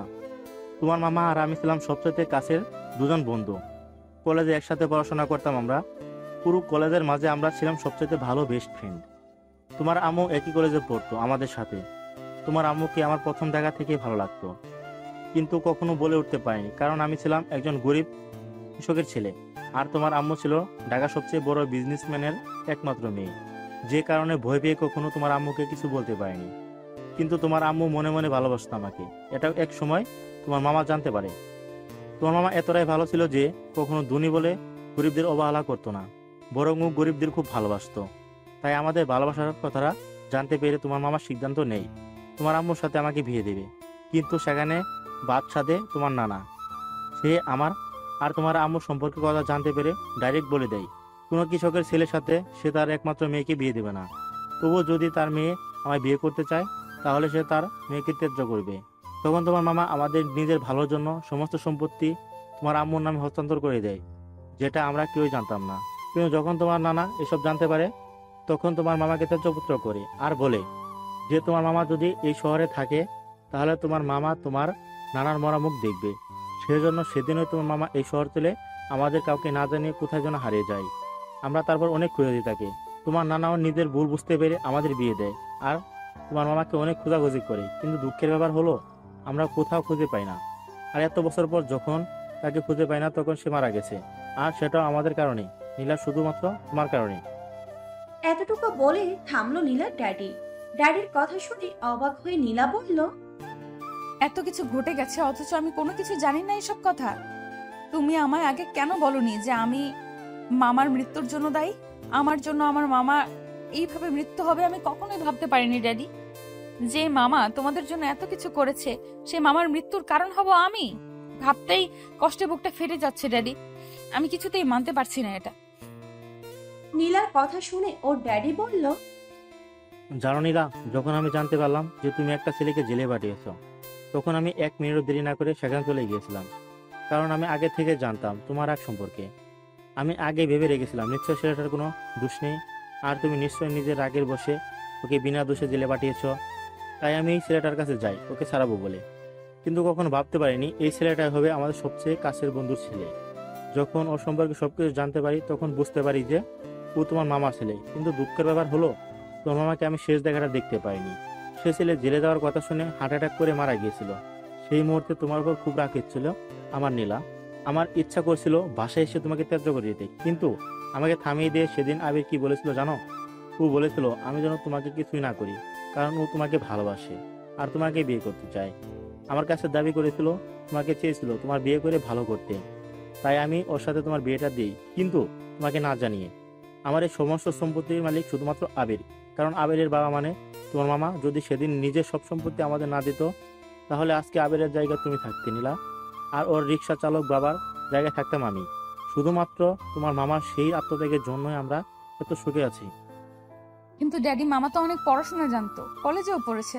তাহলে মামা ভালো কোনো চাকরি না করে রিক্সা চালক কেন হলো? সে তো ভালো কোনো চাকরি করতে পারতো, কিন্তু গ্রামে কেন রিক্সা চালিয়ে সেখানে থাকতে গেল? কারণ তোমার মামা চায়নি তোমার নানার সামনে এসে তোমার নানার মরা মুখ দেখতে। তোমার নানা যখন তোমার মামাকে এই কসম দিয়েছিল সে তোমার মামা এই শহরে আসে তাহলে তোমার নানা মরা মুখ দেখবে, সেদিনই তোমার মামা এখান থেকে চলে যায় আর কখনো শহরে আসেনি। এমনকি ছেলে পড়াশোনার জন্য ছেলের কাছে টাকা পাঠিয়ে দিয়েছে, তারপর নিজেরা শহরে আসেনি। শুধুমাত্র বাবার কথা থাকার জন্য এতটাই ভালো একজন মানুষ ছিল তোমার মামা। কিন্তু একমাত্র তোমার কারণে লোকটা হার্ট অ্যাটাক করে মারা গেছে নীলা, শুধুমাত্র তোমার কারণে। তোমাকে মেয়ে বলে পরিচয় দিতে আমার আজ ঘৃণা হচ্ছে নীলা। তুমি আমার মেয়ে হয়ে আমার সম্মানের সবকিছু মাটির সাথে মিশিয়ে দিয়েছো। শুধু আমার বন্ধুকে তুমি মেরে ফেলোনি, তার সাথে মেরে ফেলেছো আমার সম্মান, আমার বন্ধুত্ব। তোমার মামার মতো আবিরও আজকে হয়তো তোমার জন্য দূরে চলে গেল সারা জীবনের জন্য। আবির আমাকে ফোন করে জানিয়েছে তোমাকে খুব ভালো করে ফেলেছে, কিন্তু তুমি যদি ভালো না হয়ে থাকো, তোমার যদি এসব কিচ্ছু সাধারণ নাটক হয়ে থাকে, তাহলে আবির সারা জীবনের জন্য হারিয়ে যাবে নীলা। ড্যাডির কথা শুনে ধপ করে ফ্লোরে বসে পড়ল নীলা। তারপর কান্না করে দিয়ে বলল, এ হতে পারে না ড্যাডি, এটা কিছুতেই হতে পারে না। আমি আবিরকে কোথাও যেতে দেবো না। আমি ভুল করেছি, ওর কাছে ক্ষমা চাইবো, আমি ওর পা ধরে ক্ষমা চাইবো আমি ড্যাডি। আবিরকে ছাড়া বাঁচতে পারবো না আমি ড্যাডি। ওকে তুমি এনে দাও ড্যাডি, আমার ভুল হয়ে গেছে। ওকে আমি চাই ড্যাডি, ওকে আমার চাই। কথাগুলো বলতে বলতে হঠাৎ চারিদিকে অন্ধকার হয়ে এলো নীলার। নীলা অজ্ঞান হয়ে ফ্লোরে শুয়ে পড়ল। নীলাকে অজ্ঞান হয়ে পড়ে যেতে দেখে ওর কাছে ওর ড্যাডি দৌড়ে গিয়ে নীলাকে ধরে ফেললো। তারপর ডাকতে ডাকতে বলল, নীলা, নীলা, ওই নীলা, কথা বলো না মা আমার সাথে। কি হলো তো নীলা? নীলাকে পাগলের মতো ডাকতে লাগলো ওর ড্যাডি, কিন্তু নীলার কিছুতেই জ্ঞান ফিরছে না। পরে কোনো উপায় না পেয়ে নীলাকে কোলে তুলে নিল। তারপর গাড়িতে নিয়ে বসে ড্রাইভারকে নিয়ে সোজা চলে গেল হাসপাতালে। হাসপাতালে পৌঁছে আবিরকে ফোন দিল নীলার ড্যাডি। ওদিকে আবির ফোনের মাঝে নীলার ঘুমন্ত ছবিগুলো দেখছিল। নীলা যখন রাতে ঘুমিয়ে থাকতো তখন আবির চুপি চুপি নীলার বেশ কয়েকটা ছবি তুলেছিল, কারণ আবির নীলাকে অনেক ভালোবাসতো। সে ছবিগুলো দেখছে আবির আর চোখের জল ফেলছে, কারণ এখনই ও ফোনটা চিরদিনের মতো বন্ধ করে দিয়ে এই দেশ ছেড়ে চিরদিনের মতো অন্য দেশে পাড়ি দিবে। হঠাৎ ফোন বেজে উঠলো আবিরের। ফোনের স্ক্রিনে নীলার ড্যাডির নাম্বার দেখে ফোন ধরবে কি ধরবে না চিন্তা করতে করতে ফোনটা রিসিভ করেই ফেললো আবির। সাথে সাথে ফোনের ওপাশ থেকে নীলার ড্যাডি বলল, আবির বাবা, তুমি কোথায় আছো? জলদি হাসপাতালে চলে আসো, আমার নীলার অবস্থা খুব খারাপ। ও তোমার ব্যাপারে সবকিছু জানতে পেরে অজ্ঞান হয়ে গেছে। আমি ওকে হাসপাতালে নিয়ে এসেছি, ডাক্তার দেখছে। তুমি তাড়াতাড়ি চলে আসো, নীলা তোমার জন্য পাগলামি করছে। নীলার ড্যাডির কথা শুনে এক মুহূর্ত দেরি না করে আবির ছুটল হাসপাতালের উদ্দেশ্যে। খুব দ্রুত হাসপাতালে পৌঁছে গেল আবির। তারপর দৌড়ে চলে গেল নীলার কেবিনের সামনে। আবির পৌঁছাতেই নীলার কেবিন থেকে ডাক্তার বেরিয়ে আসলো। তারপর নীলার ড্যাডিকে উদ্দেশ্য করে হাসি মুখে বলল, কংগ্রাচুলেশন মিস্টার খান, একটা সুখবর আছে। আপনার মেয়ে মা হতে চলেছে আর আপনি নানা ভাই হতে চলেছেন। তাড়াতাড়ি মিষ্টি খাওয়ান মিস্টার খান। ডাক্তারের কথা শুনে থমকে দাঁড়ালো আবির। যেন মুহূর্তের মাঝে ওর সবকিছু থেমে গেল সেখানেই। আবির হাসবে না কাঁদবে বুঝতে পারছি না। এদিকে নীলার ড্যাডিরও একই অবস্থা। খুশিতে কথা বলতে ভুলে গেছে সে। কিছুক্ষণ চুপ করে দাঁড়িয়ে থেকে নীলার ড্যাডি ডাক্তারকে উদ্দেশ্য করে বলল, নীলাকে কি এখন দেখা যাবে? ওর কাছে কি এখন যাওয়া যাবে ডাক্তার? নীলার ড্যাডির কথা শুনে ডাক্তার মুচকি হেসে বলল, হ্যাঁ, অবশ্যই যেতে পারে। তবে নীলার জ্ঞান ফেরার পর থেকেই শুধু ওর স্বামীকে খুঁজছে। ওর স্বামী গেলে ভালো হয়। আবির ডাক্তারের কথা শোনা মাত্র কাউকে কোনো কিছু না বলে সোজা নীলার কেবিনে ঢুকে পড়লো। নীলা নিজের বেডে বসে অন্যদিকে ঘুরে তাকিয়ে আছে। আবির সোজা গিয়ে নীলাকে শক্ত করে জড়িয়ে ধরলো। আচমকা এভাবে জড়িয়ে ধরায় ভ্যাবাচাকা খেয়ে নীলা আবিরের দিকে তাকিয়ে বলল, আবির কি করছো কি? আমার বাবু ব্যথা পাবে তো। আবির নীলার কথা শুনে হাসবে না কাঁদবে বুঝতে পারছি না। তাই নীলাকে ছেড়ে একটু সরে দাঁড়ালো আবির। সরে দাঁড়ানোর সাথে সাথে নীলা আবিরের হাত টেনে আবার জড়িয়ে ধরে বলল, এই তুমি আমায় ছেড়ে দূরে যাচ্ছ কেন? আমি কি তোমাকে দূরে যেতে বলেছি? আমাকে ছেড়ে যাওয়ার খুব শখ, তাই না? আর একবার ছেড়ে যাওয়ার কথা বলে দেখো, ঠ্যাং ভেঙে বাড়িতে ফেলে রাখবো তোমায় আমি। এতদিন তুমি আমায় মেরেছো, এখন থেকে আমি তোমায় মারবো।